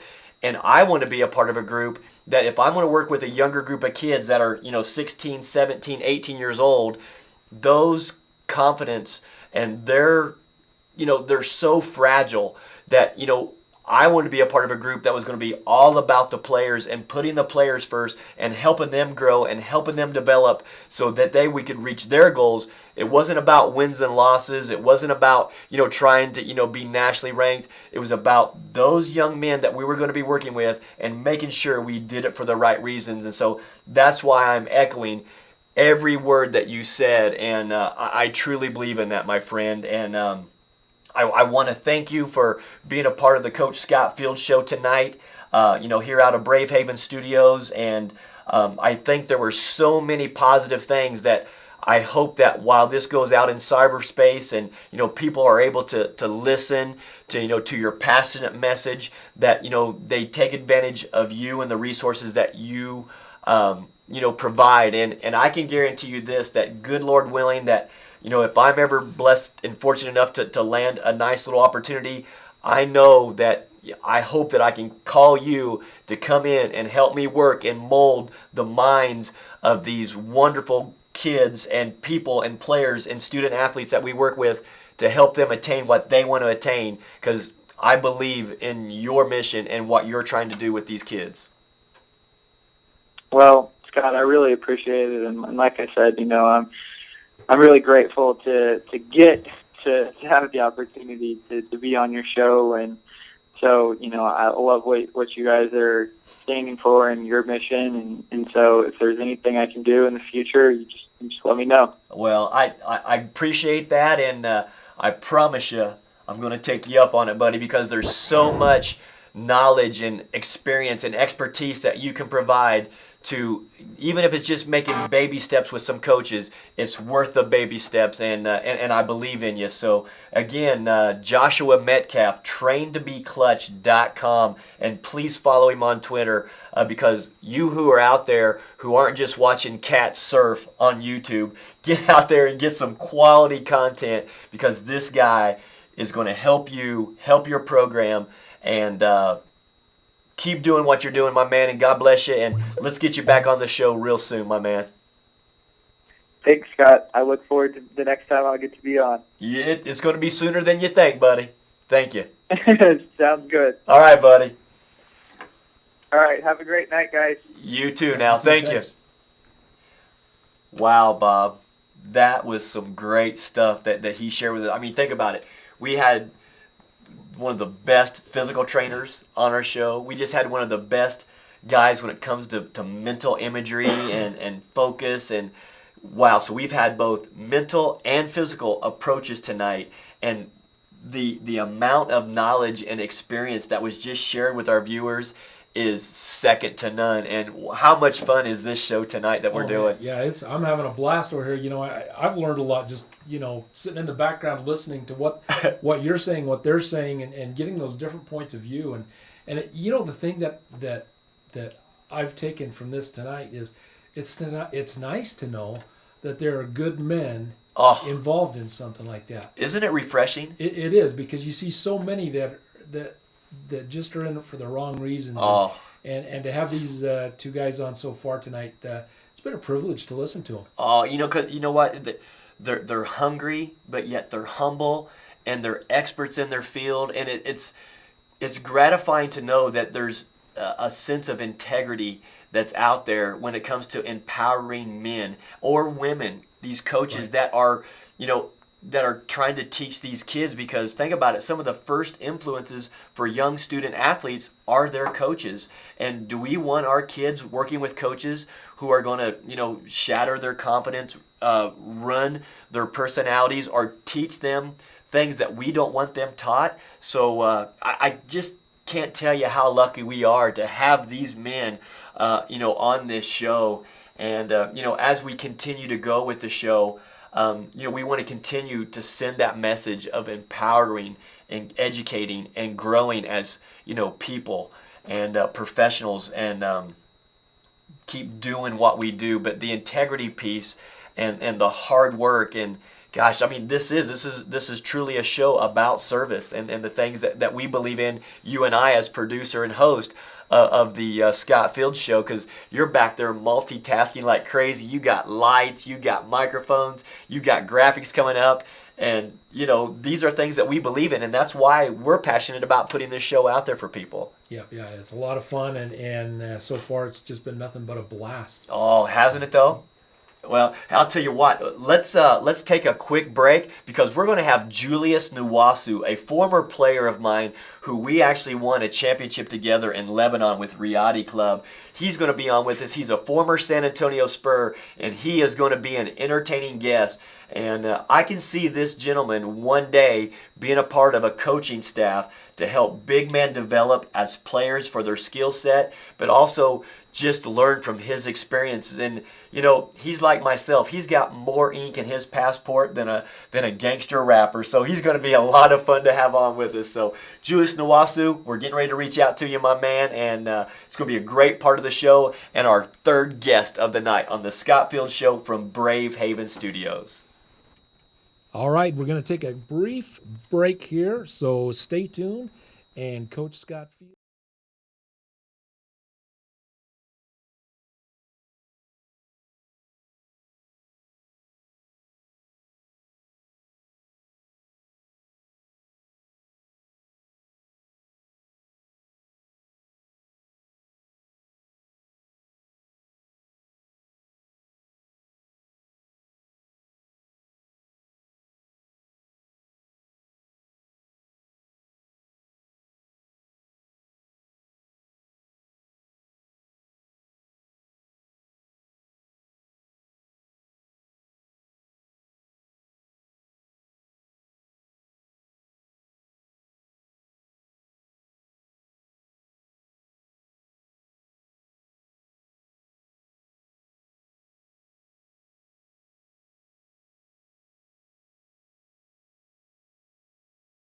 Some tweets that are coming in. Here once again, Nick, I want to thank you for taking the time to tweet. It says the principles being taught by Joshua Metcalf make a successful player and human being. Truth. Be good to others. Nick, thank you for taking the time to tweet that in for us. We greatly appreciate it.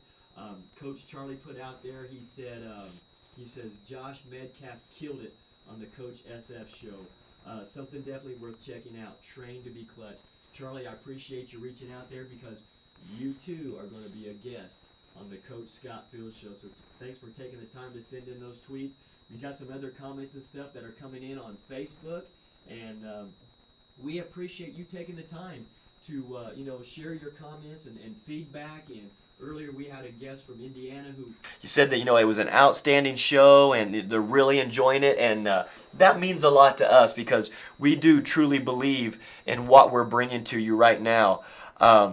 Real quick, let's see if we can get Julius Nwasu on the line. Hey, and just so you know, while I'm dialing Julius up, I had your mic off.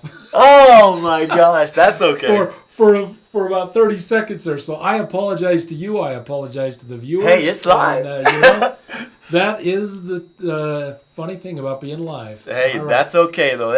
You know what? again, if you learn from what Josh talks about, it's how you handle it when you have the adversity. Hey, we're not letting it slow us down. We're staying with our mission and we're bringing it. So we're going to try to reach out via Skype to Julius Nwasu, a great friend of mine that we've maintained our relationship over the years, and just a fine gentleman that I thank the world of, and I know he's going to be a great coach one day soon. Thanks, Scott. I look forward to the next time I get to be on. It's going to be sooner Is than that you there think, right there? Got a little feedback there Yeah. coming in, Julius. That's okay. Julius, are you there, my man? All right. Okay. You too now.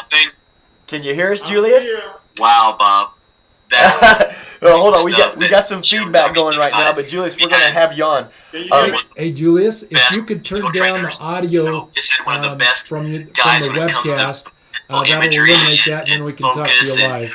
wow. So we've had Yeah, both so you're gonna have to turn mental off your, and physical you'll have to approaches turn off tonight. what you got And going on there, but I the appreciate you amount viewing of the show. knowledge and I know experience you're that down was there in just shared with Texas, our I think in the viewers San Antonio is area. So second to once none. you And turn how that much off fun is this that show you're to- watching, then we'll be able to get you live via Skype.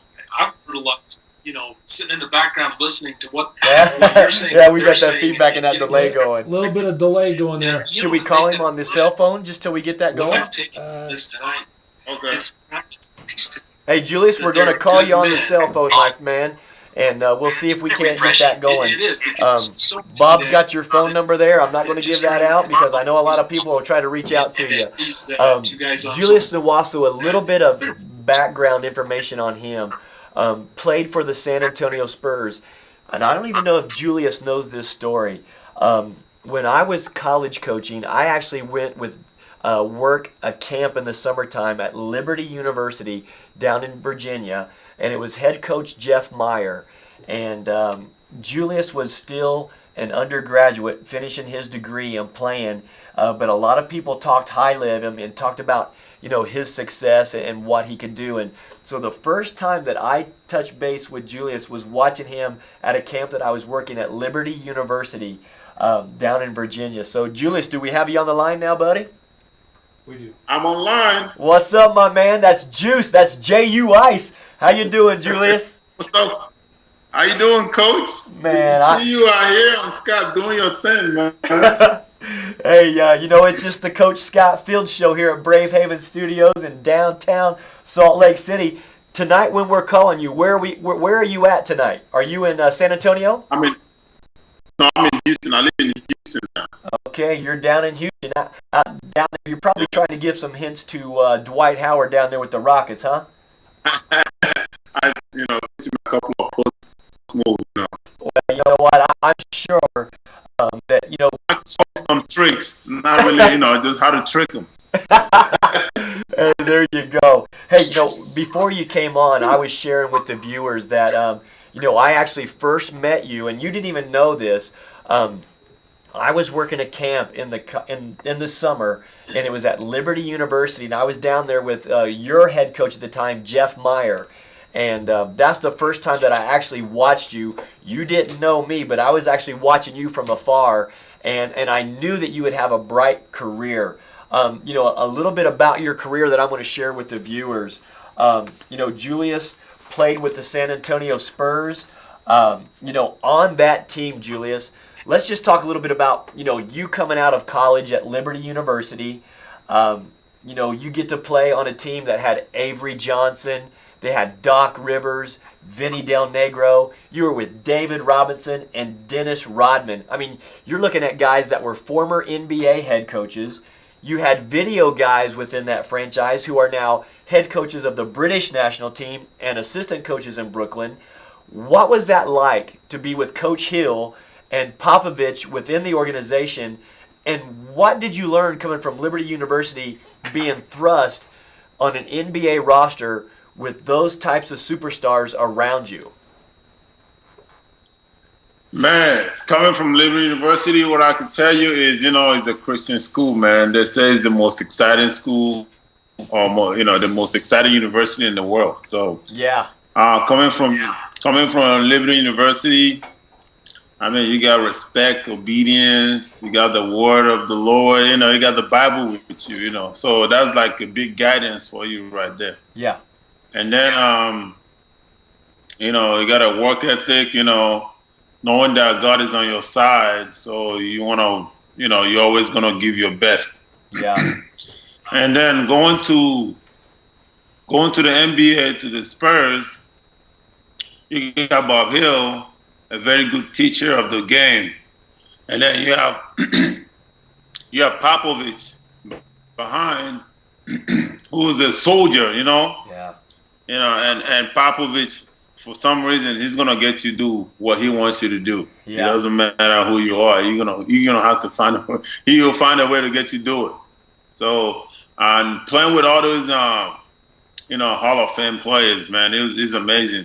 You know, I used to sit on the bench, watch Dennis Rodman. You know, how he grabbed 20 rebound, 30 rebound, and you know, and that automatically changed my whole view of the game. I want to go in the game. Coach, you see me out there with you. You know, I played for you. So you see me out there trying to get 40 rebounds. Yeah, and you know what?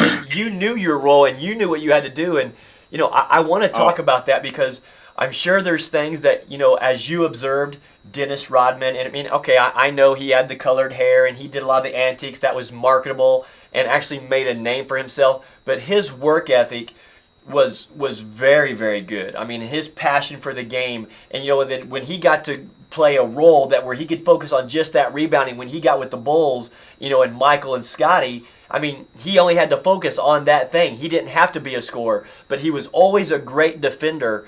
And you know, Popovich was there behind the scenes and arguably one of the best NBA coaches right now. You know, he sits back and he lets the players play.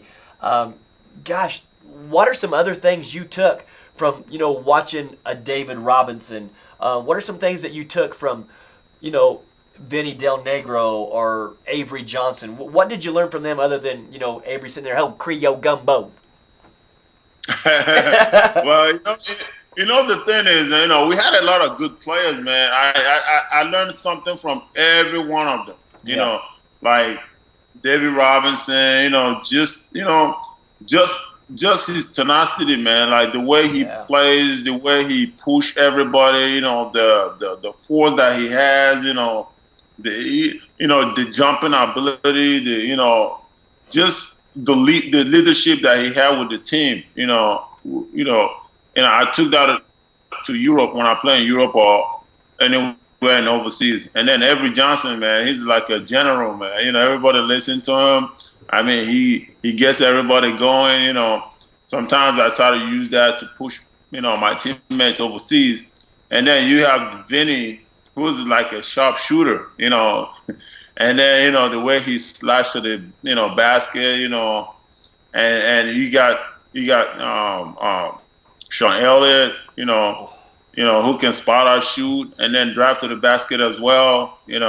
I mean, the team was so well-rounded, and then you got Dennis Rodman, man. I battle with that guy every day in practice, man. That guy never tired.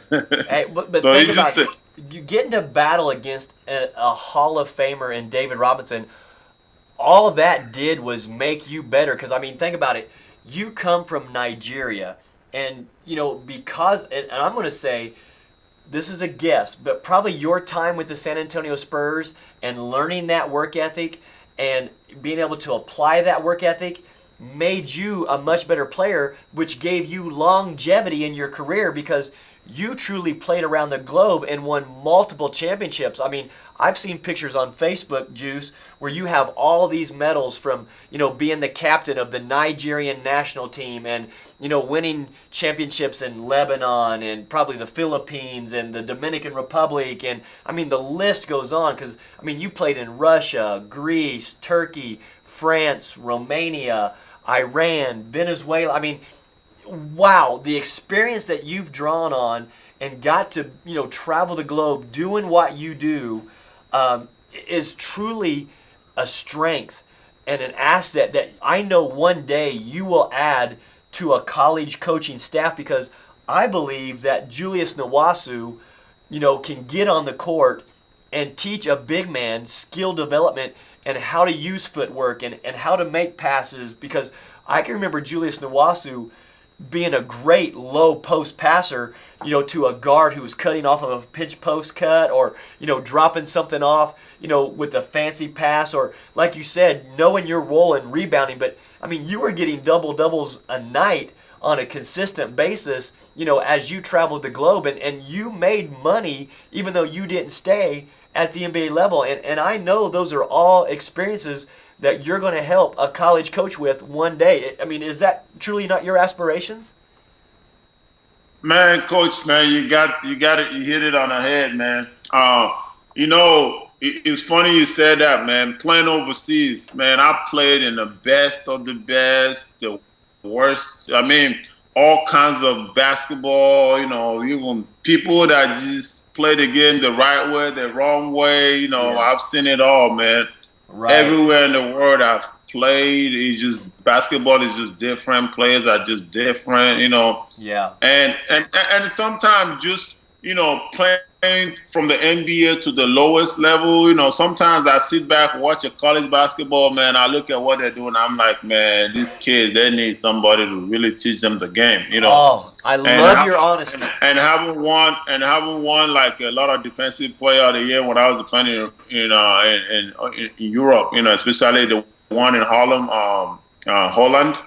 The Holland tournament. A lot of big teams came. I took the top rebounder and a defensive player. I really have passion in defense. So when I watch, for example, the NCAA games and you see a post player posting up, and then a defender getting around him in circle, and only for the big man to seal every time and drop step and score. I'm like, wow. Yeah. Yeah. But what about giving him a little bit of option, playing behind him for a little bit, or three-quarter him and push him down to the baseline, things like that, instead of trying to front and then get back around and then it gets sealed.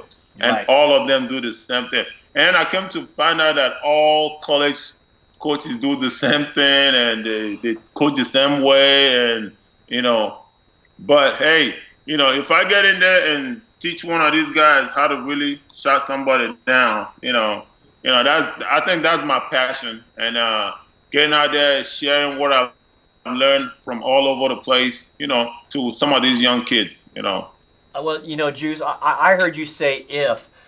I need to say when it happens, because I do truly believe that good things happen to good people. And, just the fact that, you were the captain of the Nigerian national team, and, the connections that you have on the continent of Africa and in your home country of Nigeria, which I know you're passionate about, to provide opportunities, for kids to come to America and get an education like you did yourself, and you use it as a tool to, to have a professional career and, make money for yourself and your family, is a wonderful blessing. And I could see a coach saying, okay, we need a coach that can develop our big man, and we need a coach that has international connections.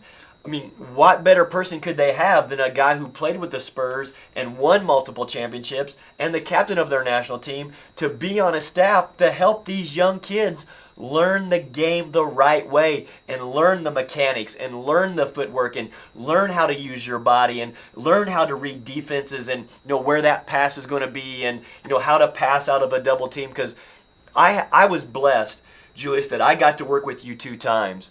I worked with you in Lebanon, where I came in and took over for a team that had a Yugoslavian coach, and I don't think you guys were in the top 6 when I took over that team. But we came in. We were in the bottom. Yeah, we changed the culture. We changed the mentality, and we started working on basketball things, and we did it with passion and intensity. And all of a sudden, we started running the table and won like 7 or 8 games in a row. But it took players like you who knew and could understand their role. Once a coach came in and identified your role, what to do to win. So, I mean, let me ask you this. You've mentioned about, playing in the NBA for a while. You had Popovich there. You had Coach Hill there. You've probably played for Yugoslavian coaches. You've probably played for African coaches, European coaches, Latin American coaches. Here I'm just a humble guy who loves the game, who's passionate about it. What did you learn from Coach Scott Fields, whether it be on the court or off the court? What did you take from me after being with all these different coaches? How did I help you, Julius? Coach, it's funny you say that. When it comes to, I've had a lot of coaches, like you said, and out of all the coaches that I have, my two favorite coaches is you, and then I like, when I coach, I like to coach like you because you remind me a lot of Popovich. Wow. You take care of players first of all. Because I remember when I was with the Spurs, when I'm on the road, Popovich always called me and, he would ask me how I'm doing and, how's my family back home. I mean, he wants to get to know the players and know, what they're going through personally. And you remind me of that. And then you remind me also of, how to play, like not only play your first five, because most teams, they only use about 7 or 8 guys, You remind me of Popovich again. You go deep into the bench, trying to get everybody involved, And to me, that helps the team because if you watch a team that use about 7 or 8 guys or 9 guys, or the rest of the guys, they become, like they go, they just out of it, they lose their confidence. When you put them in the game, they can't even perform. They don't even know the game anymore, Yeah. But most of the team that I was with you try to go deep in the bench, and then you encourage the guys, that are not playing, to step up, and you trying to mix it up a lot. The same thing Pop does. He plays a lot of people. And then the second person I like as a coach is Coach Huggs. When he was in Cincinnati, now was. I just like his the way he coached. So you and Coach Huggs are like my two favorite coaches, and I'm you just make players want to play for you.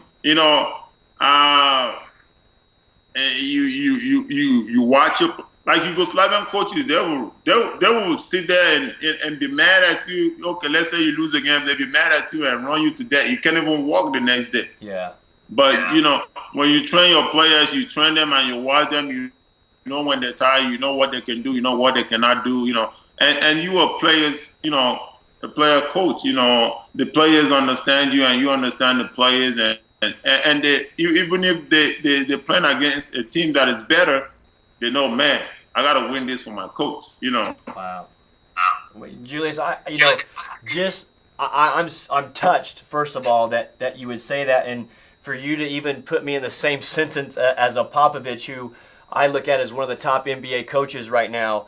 It means a lot to me, and I'm humbled by that, and I appreciate it, and I'll make sure I send you a check in the mail. But it does mean a lot to me that you say that. But another thing too, Julius, why I was coaching, and when we first met in Lebanon, I wanted to go deeper into the bench because my vision for that team that I took over, again, was changing the culture, but yet getting back to the basics and basketball and teaching basketball and identifying roles for the players. And I knew that once we got it going and once you guys started believing and we started winning games that we should be winning at home and on the road, I knew, envisioned that we were going to go deeper in the playoffs. And I knew if I just used 6 or 7 players, those players were going to be tired and we weren't going to peak at the right time and we were going to have injuries when it became playoff time. So that's why I tried to go deeper in the bench so that those players, in case we had an injury, would now have the confidence to go in and step in and play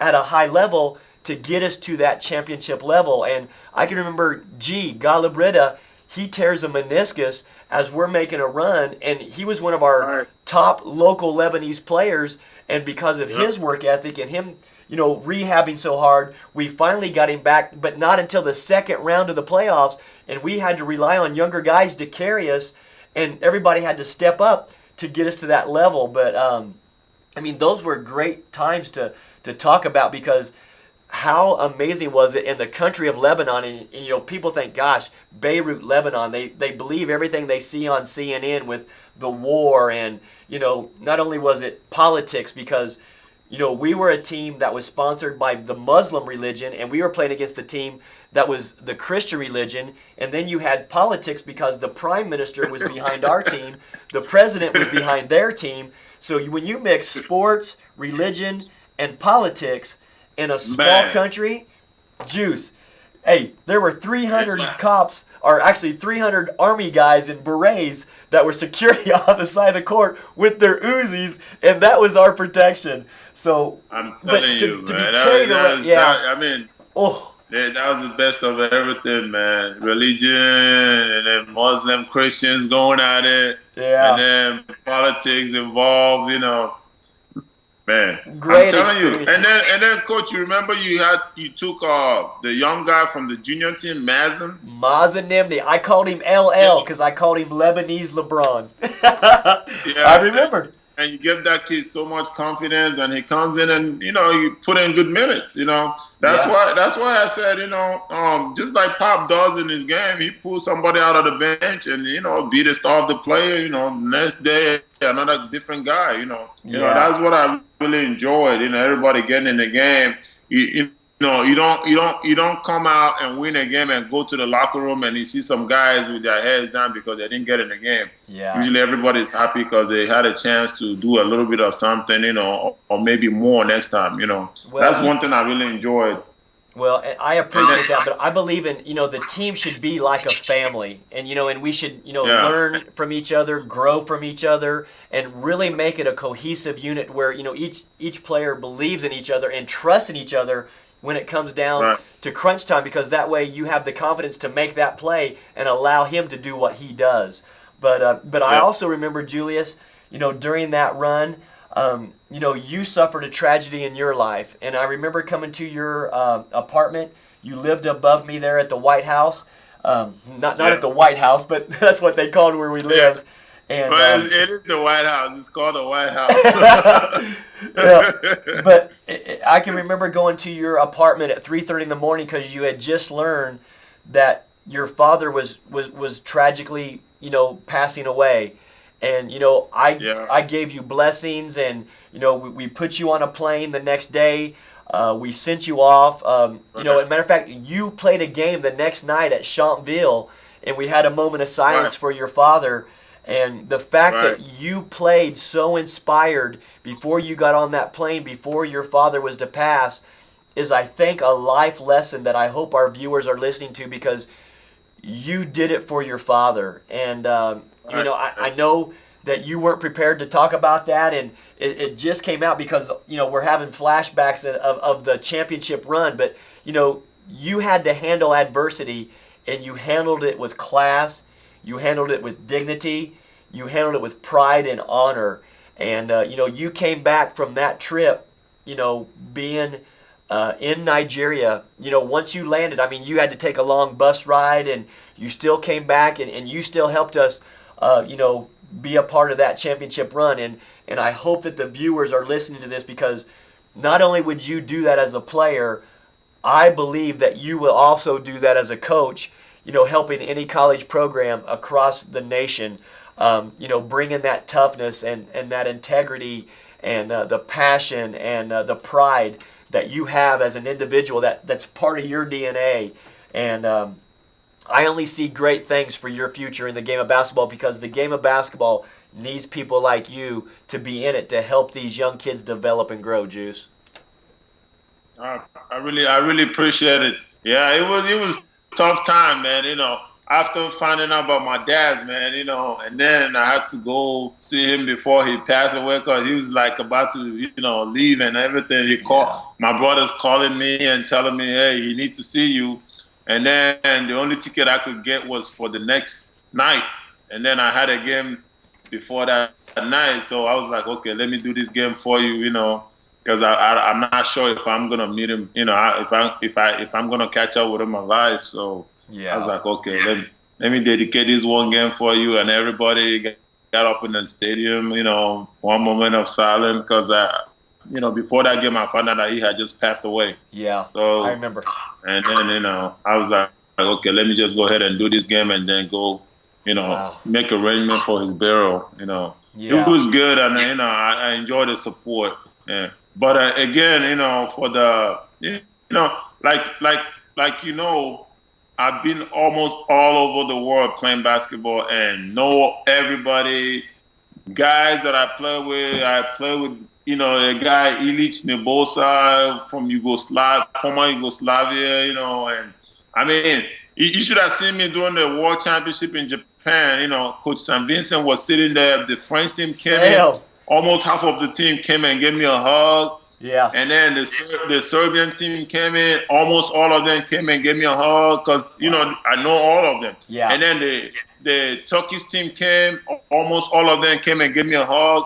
And then the Japanese team, almost all of them gave me a hug. And then isn't that awesome?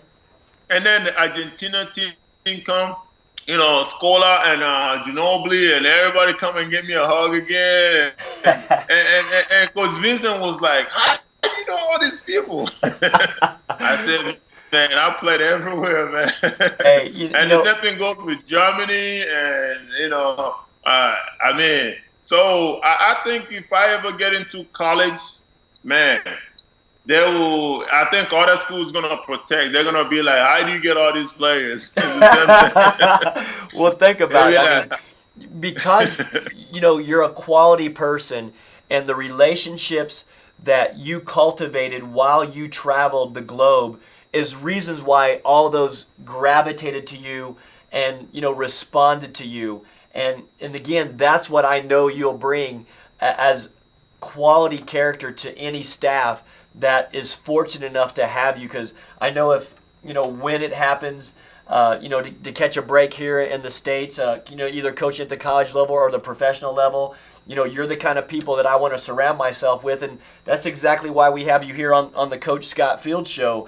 But, talk about Sam Vincent. I mean, here's another guy who is an NBA former head coach that, does some stuff traveling the globe, coaching national teams. And if you remember, I was even lucky enough to come watch some of your closed doors practices with the Nigerian national team when you were with Coach Vincent. And I think maybe Coach Milton Newton was there with you guys. And you guys had a good group. You had Jeff Varum and who were some of the players on that Nigerian national team that you got to play with? I mean, Ime Udoka, who is now with the Spurs. Who are some other guys? Tunji Awajobi was there. Gabe Moneke from Texas. Gabe. Yeah, and we have a point guard, Josh from I forgot the name of the college he went to. Cal Fullerton. I think he was at Cal Fullerton. Josh Okonkwo. Yeah. Of course, I just butchered the last name, but I got some Nigerian love for you, and I know Dozie Mbanu right now, isn't he working with the Nigerian national team? Who? Dozie Mbanu. Oh yeah, Dozie is working. He helps out. He's based in Cyprus. Yeah. Okay. Yeah. Yeah, he helps out a lot. Yeah. That's awesome. Well, do you see maybe yourself going back and coaching with the Nigerian national team? Because what better person could they have than a former captain working with the Nigerian national team, in a coaching capacity to help those Nigerian players, whether they're college or pro athletes, before you get that opportunity, to coach here in the States. To me, it's a perfect fit. I mean, that puzzle piece locks right in, my man. Yeah, it's a perfect fit. I've thought about it many times, but I've coached with the national team, Nigeria. I've been assistant coach for I think 5 years in a row. I was with Coach McCollum. Yeah. When he coached Nigerian team, and then I was assistant with John Lucas. Yeah. And then a little bit with Sam Vincent, but I've applied for that position. It's just that, Nigeria is just a country with so much culture and, and ethnicities and, sometimes, that position is like a battle. Yeah, I understand there's politics involved. But, I mean, you just mentioned another name. So... You mentioned John unless, Lucas. It's a unanimous, decision, they'll be like, okay, yeah, you deserve to coach the team, then I'll coach it. But as far as, the management saying that, to give it to me, I doubt it, because they're going to keep giving it to one guy that's been coaching it since I was a kid, and he's still coaching it. And no improvement, and there's never going to be improvement. Yeah, I understand. You mentioned John Lucas a minute ago, another, former NBA coach that his son is actually playing out here for the Utah Jazz right now, John Lucas III. But John Right. does a great job right now that, down in Houston, I believe, where, he has his labs and he has his clinics and he has all these youth kids coming down and he's developing players. And I think he does a masterful job. And I know you're in proximity. Do you see him from time to time while you're down there in Houston? Oh yeah, I call him sometimes. My son goes to his camp. My son is 14 years old, and he's unbelievable.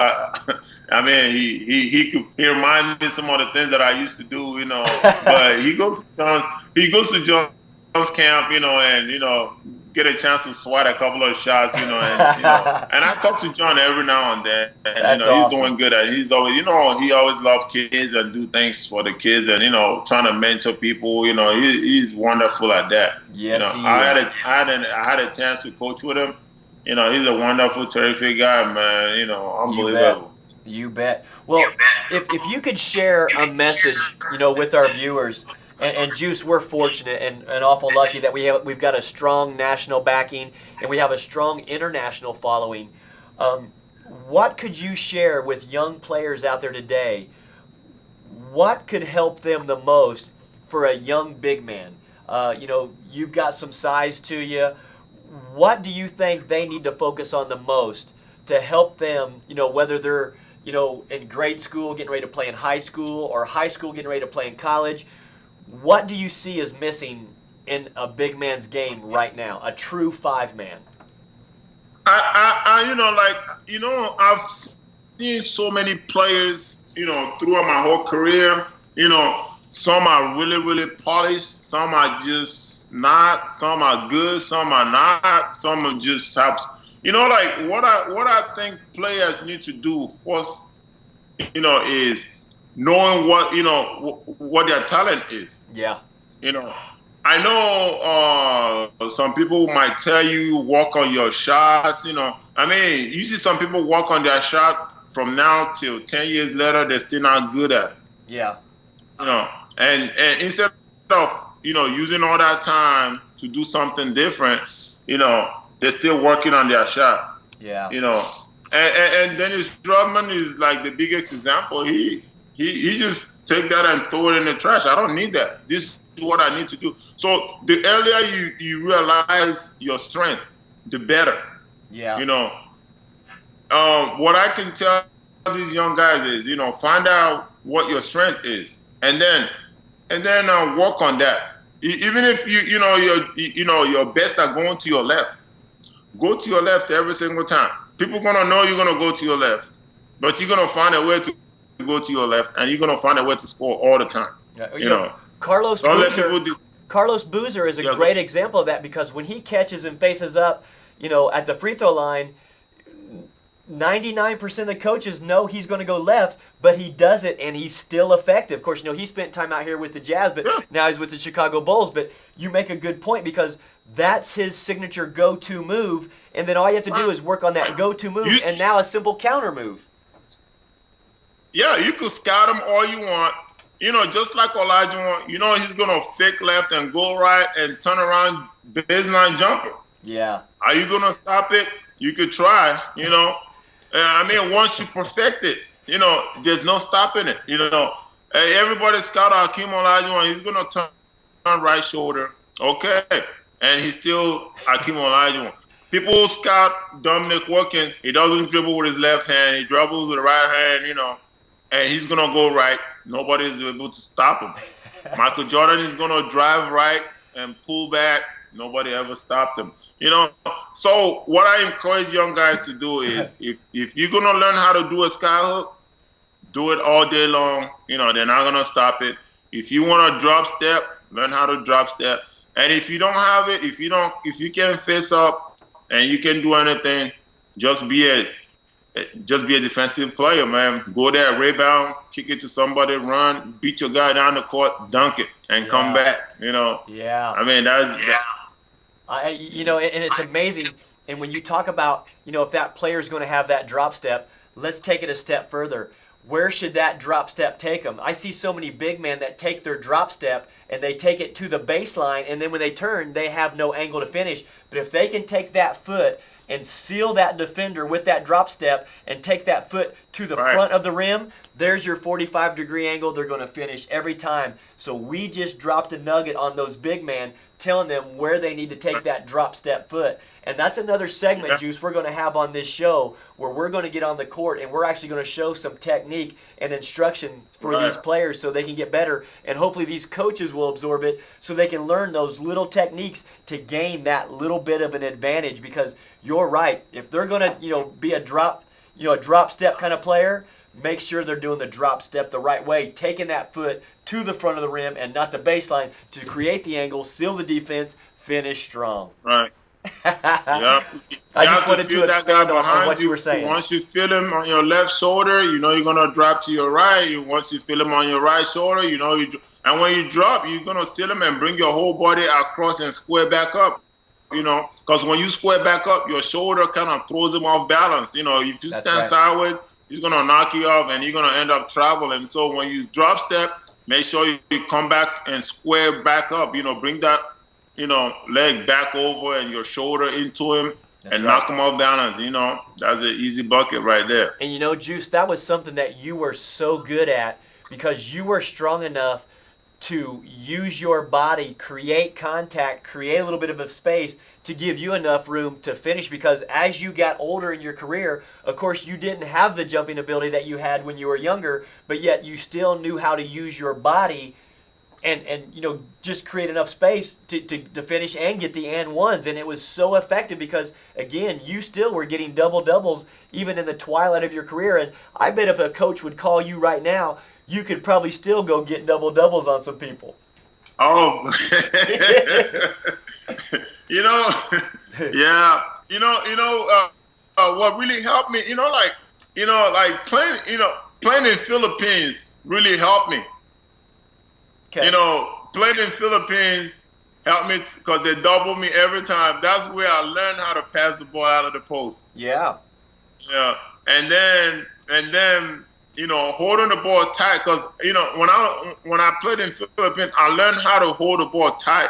Because I can hold the ball and have the opponent swat at it like many times. They're not gonna get it out. I learned that in Philippines because every time I go to the basket and I bring the ball down, I'll lose that ball. So I learned how to do that, learn how to use my body, create that space, and know how to pass out of the post. That's the things I learned in Philippines. Yeah.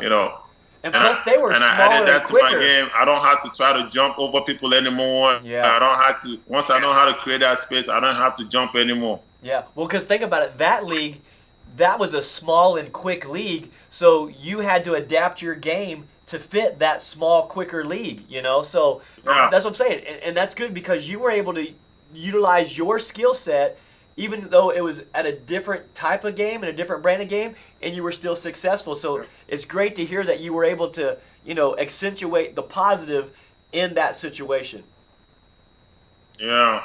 Well, that's the thing I was very thankful about. I really thank God for my whole career, but just my ability to analyze games and see what I need to do, what I can do to help team win, and when I went to Philippines, I think when I played in Philippines, I learned different type of game there. Like going back to the Spurs, I see David Robinson all the time, how he will take a jump shot instead of trying to bang with you on the post because he can do that, and he stepped his game out a little bit. I started doing that in Philippines because they would double team me.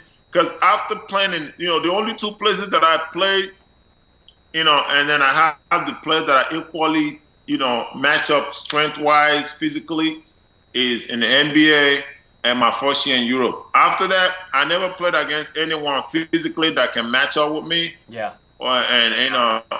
Coach, you seen me, people trying to push me around, good luck with that.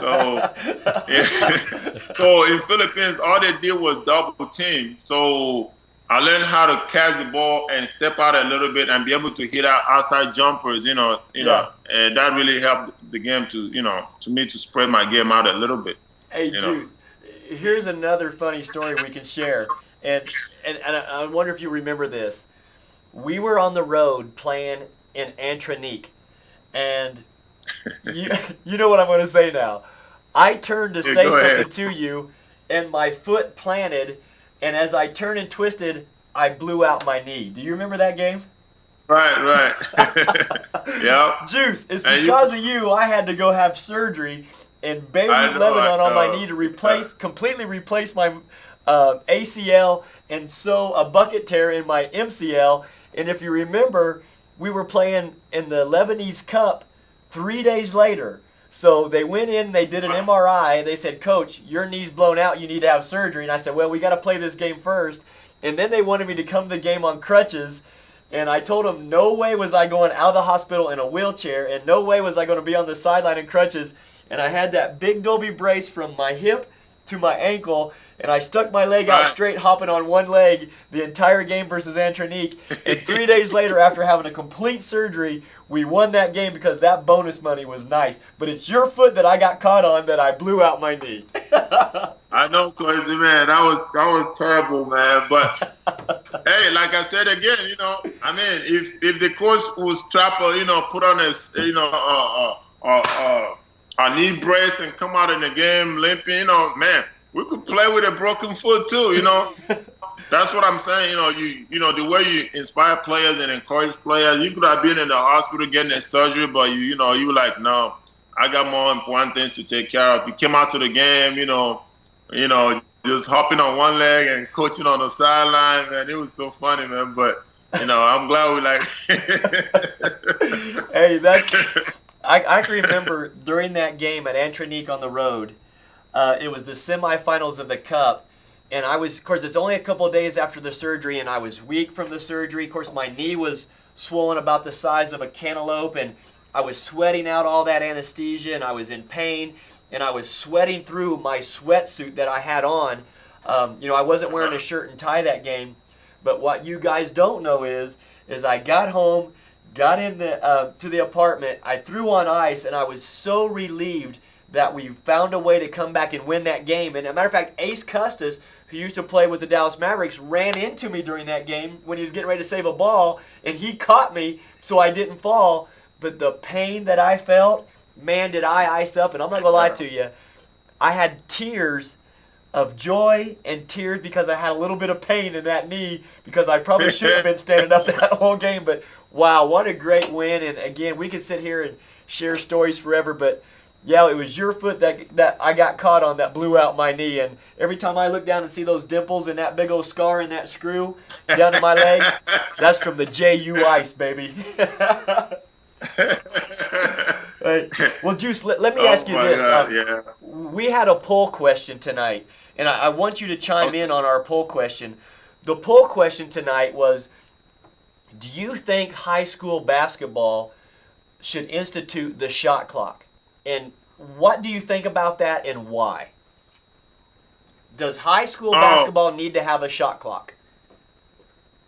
Well, I mean, right after high school, man, you're going to college. So, in college, they need to get used to it in high school. Okay. I mean, these kids, go from high school to the NBA, man, until they stop them, So, a lot of kids in high school, man, they played in a very high level. Yeah. So, I think it's gonna help their game. Maybe speed it up a little bit. I mean, if I'm a high school coach, man, if I get a 10-point lead, man, I'm holding the ball. Yeah. There's no way you're gonna catch me up with that 10-point lead. The game might end up, in the 20s.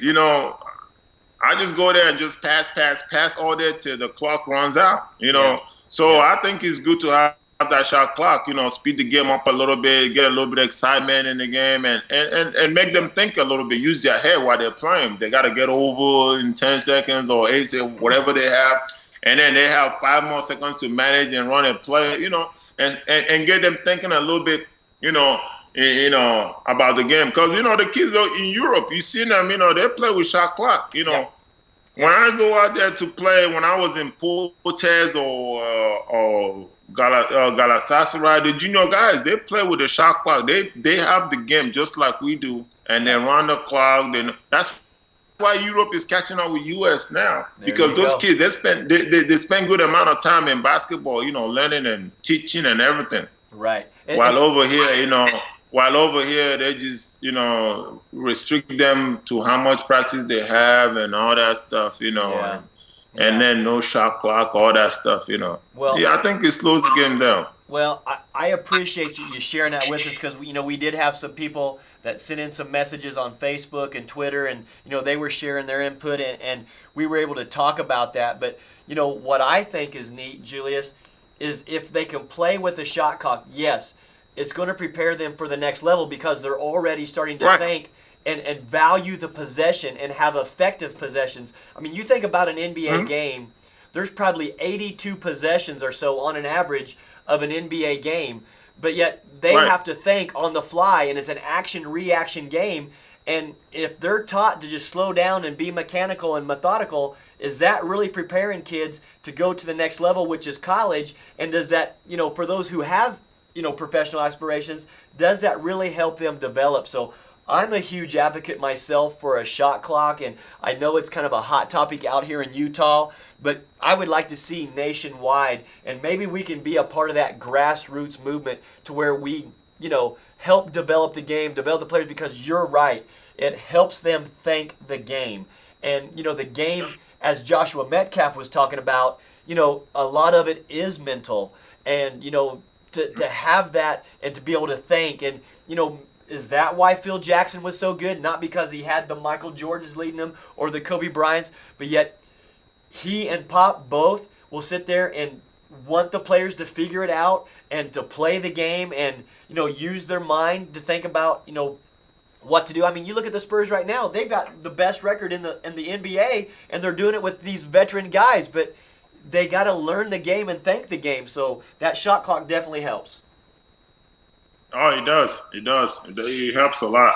It helps you think quick, react quick, or, it does help. And it makes the game a lot fair. That's the main thing. It makes the game fair, because it won't be fair when I have 1 minute left in the clock and I'm just passing the ball around because I cannot foul you, because if I foul you, go to the free throw line. Yeah. You know what I mean?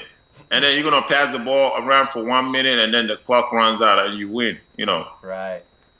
Well, Julius, I know you've got a resume that is unbelievable. And, I'm hoping that, as this, live webcast goes out and as people come on and click on here, I'm hoping they're listening to your experience and the type of person and the characters you have, so that you get that opportunity soon, because, again, the game needs you.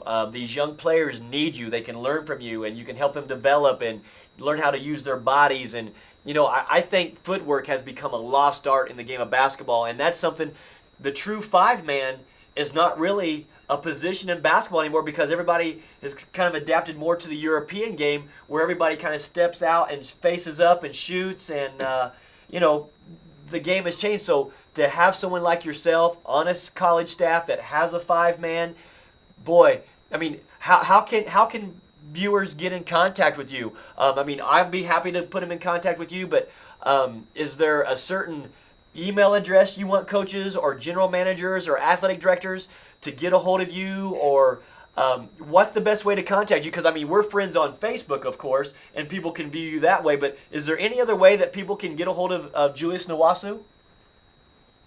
Just go on Facebook, man. My Facebook is open. I have almost 5,000 friends, from all over the world, from every single places that I've played.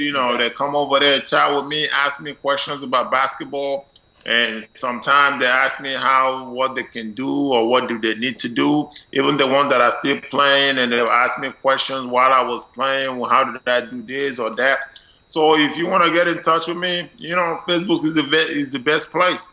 Sounds just good. leave me a message, inbox me, talk to me, and And then speaking about my resume, it's funny you said that, it was Popovich that put it together anyway. So, and I use it to get the job that I'm doing now. And the guy was like, can I call Popovich? Wow. So, Hey, that's some strong blood right there, my man. So good on you for that. Yeah. And you deserve that. That's good karma for you, my man. And thanks again for even putting my name in the same sentence of a man that I have so much respect for. So Julius, thanks so much tonight. Being a part of the Coach Scott Field Show, and I know one day, real soon, your opportunity is going to come, and anything that I can do to help, make that happen, please don't hesitate to call me. all right, Coach. Thank you very much. Thanks for having me. And and continue doing what you're doing. Appreciate you. You got it, my man. Nothing but love for you, Juice. Thanks so much for being a part of the show, and let's stay in touch here, and we'll have you back on sometime real soon, because hopefully we can make an announcement saying, hey, the Coach Scott Field Show helped get Julius Nwasu the job that he was looking for. So, hey, general managers, athletic directors, people who are in positions of power who can bring a guy in, I don't care if it's even in the D League or NBA and development, get a hold of Julius Nwasu, because he has a wealth of knowledge, expertise, and he's just a quality person that we can all learn and grow from. I got nothing but love for you, big guy. Thanks, Coach. All right, my Appreciate man. it. Have a good night, buddy. All right, man. Love you too. Bye. All right, buddy. Wow. Bob, wasn't that special?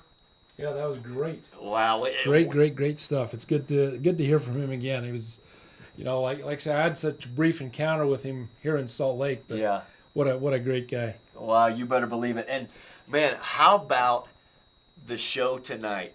I mean, we have Alan Stein, one of the best physical conditioning coaches out there, who develops young kids and helps them grow. And then you get Joshua Metcalf, who is great on mental training. And then to end up with Julius Nwasu, who we got to share some stories about, our time together overseas and blowing out a knee and the championships that he's won. But if you look at Julius Nwasu's resume and the people that he's been around, the people that he's learned from, and the type of quality character he is, you kind of start to see a theme with the show where we talk about character, we talk about integrity, we talk about work ethic, we talk about passion.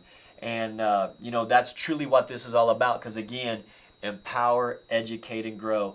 That's what the Coach Scott Field Show is all about. And once again, as we're ending this show, Bob, let's again talk to those sponsors and how to market. How can a sponsor who wants to be a part of this show, now's the time to get in, because it's grassroots, and as you can see, it's only going to grow with our national and international audience. How do they do that, Bob? Yeah, well, basically, just send us an email or by Facebook, whatever it is, through Scott's Facebook and Twitter's accounts, or bravehavenmedia.com. You can contact us that way. bravehaven@mac is the email. And like the coach is saying, now is the time to get in, because the prices are just going to go up and up and up from here on out. Tonight we went pretty much sponsor free, other than I want to make sure we plug Alan Stein's website, strongerteam.com. Yes, sir. And then also Joshua Metcalf's traintobeclutch.com. Gotta go to those two websites. Great websites. We want our viewers and listeners to go there and follow those guys, because you know what? It's not so that we can drive business to them necessarily, but they're just quality people. Amen. Great Tonight's the first time that I've ever heard them, and I was just such impressed with the integrity that they showed, and the passion and the purity of their mission. You bet. It's not about me. It's about how can I build and how can I help and how can I give. You bet. And that's awesome. Isn't it refreshing? I know we talked about it earlier, but I can't thank our three guests enough of being a part of the Coach Scott Field Show that's filmed right here at Brave Haven Studios, and the hours that it takes for the lighting and the cameras and all the graphics and the promos that you guys are seeing that we're putting out there.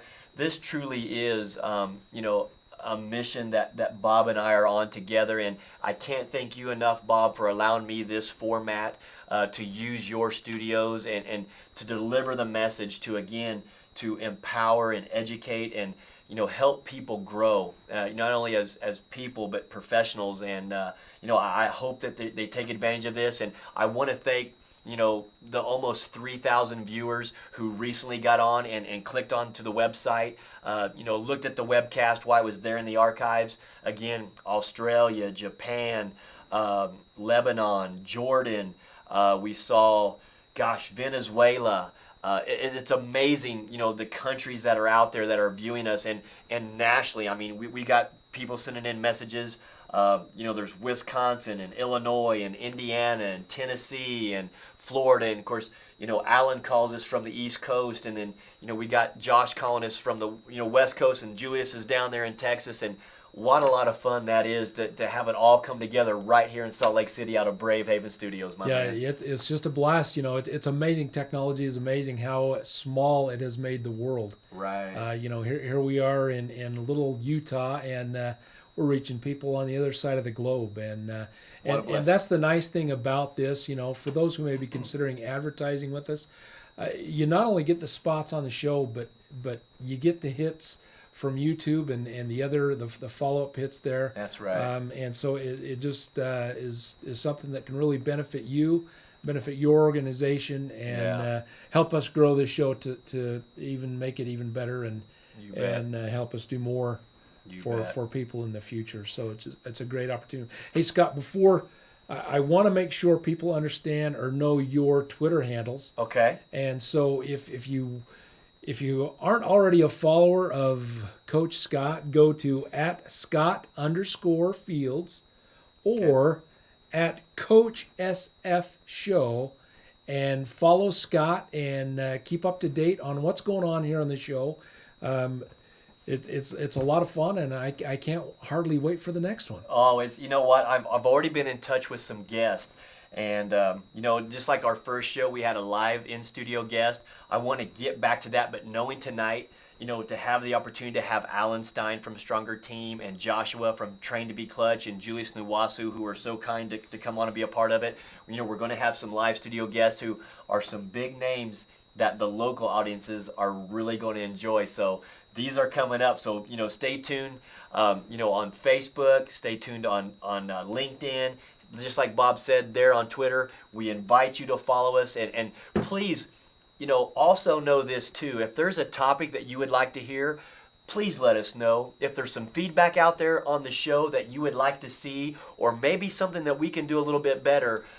We had a few little hiccups there where, an IT thing didn't quite work out with us via Skype, but we tried to rectify that. But if you have some input for us to help us be a better show, this show is for you guys, and we want to hear that. And we're humble enough to take that advice and use it to bring a quality show to you. So again, I want to thank you guys for your viewership. Thank you guys for your support. And if you would, please share the word. Word of mouth is going to be powerful for us here in the grassroots stages. And get on Twitter, talk about us, talk about our show, talk about the people that you heard. And, let's continue this snowball a-rolling, because I really do believe in what we're doing. And gosh, it's been a blast, my man. So show number 3 is coming at you. Stay tuned for those dates and those times, because now we can kind of test the waters to see if that Saturday afternoon show is good or a Monday night show just like this. So let us know when it works with your schedules too, and as much flexibility as we can have. Bob and I, after we do our 9 to 5s, we're going to be in here bringing the Coach Scott Fields show live to you the best way that we know how. So thank you so much for your following. God bless, and we'll see you soon. All right.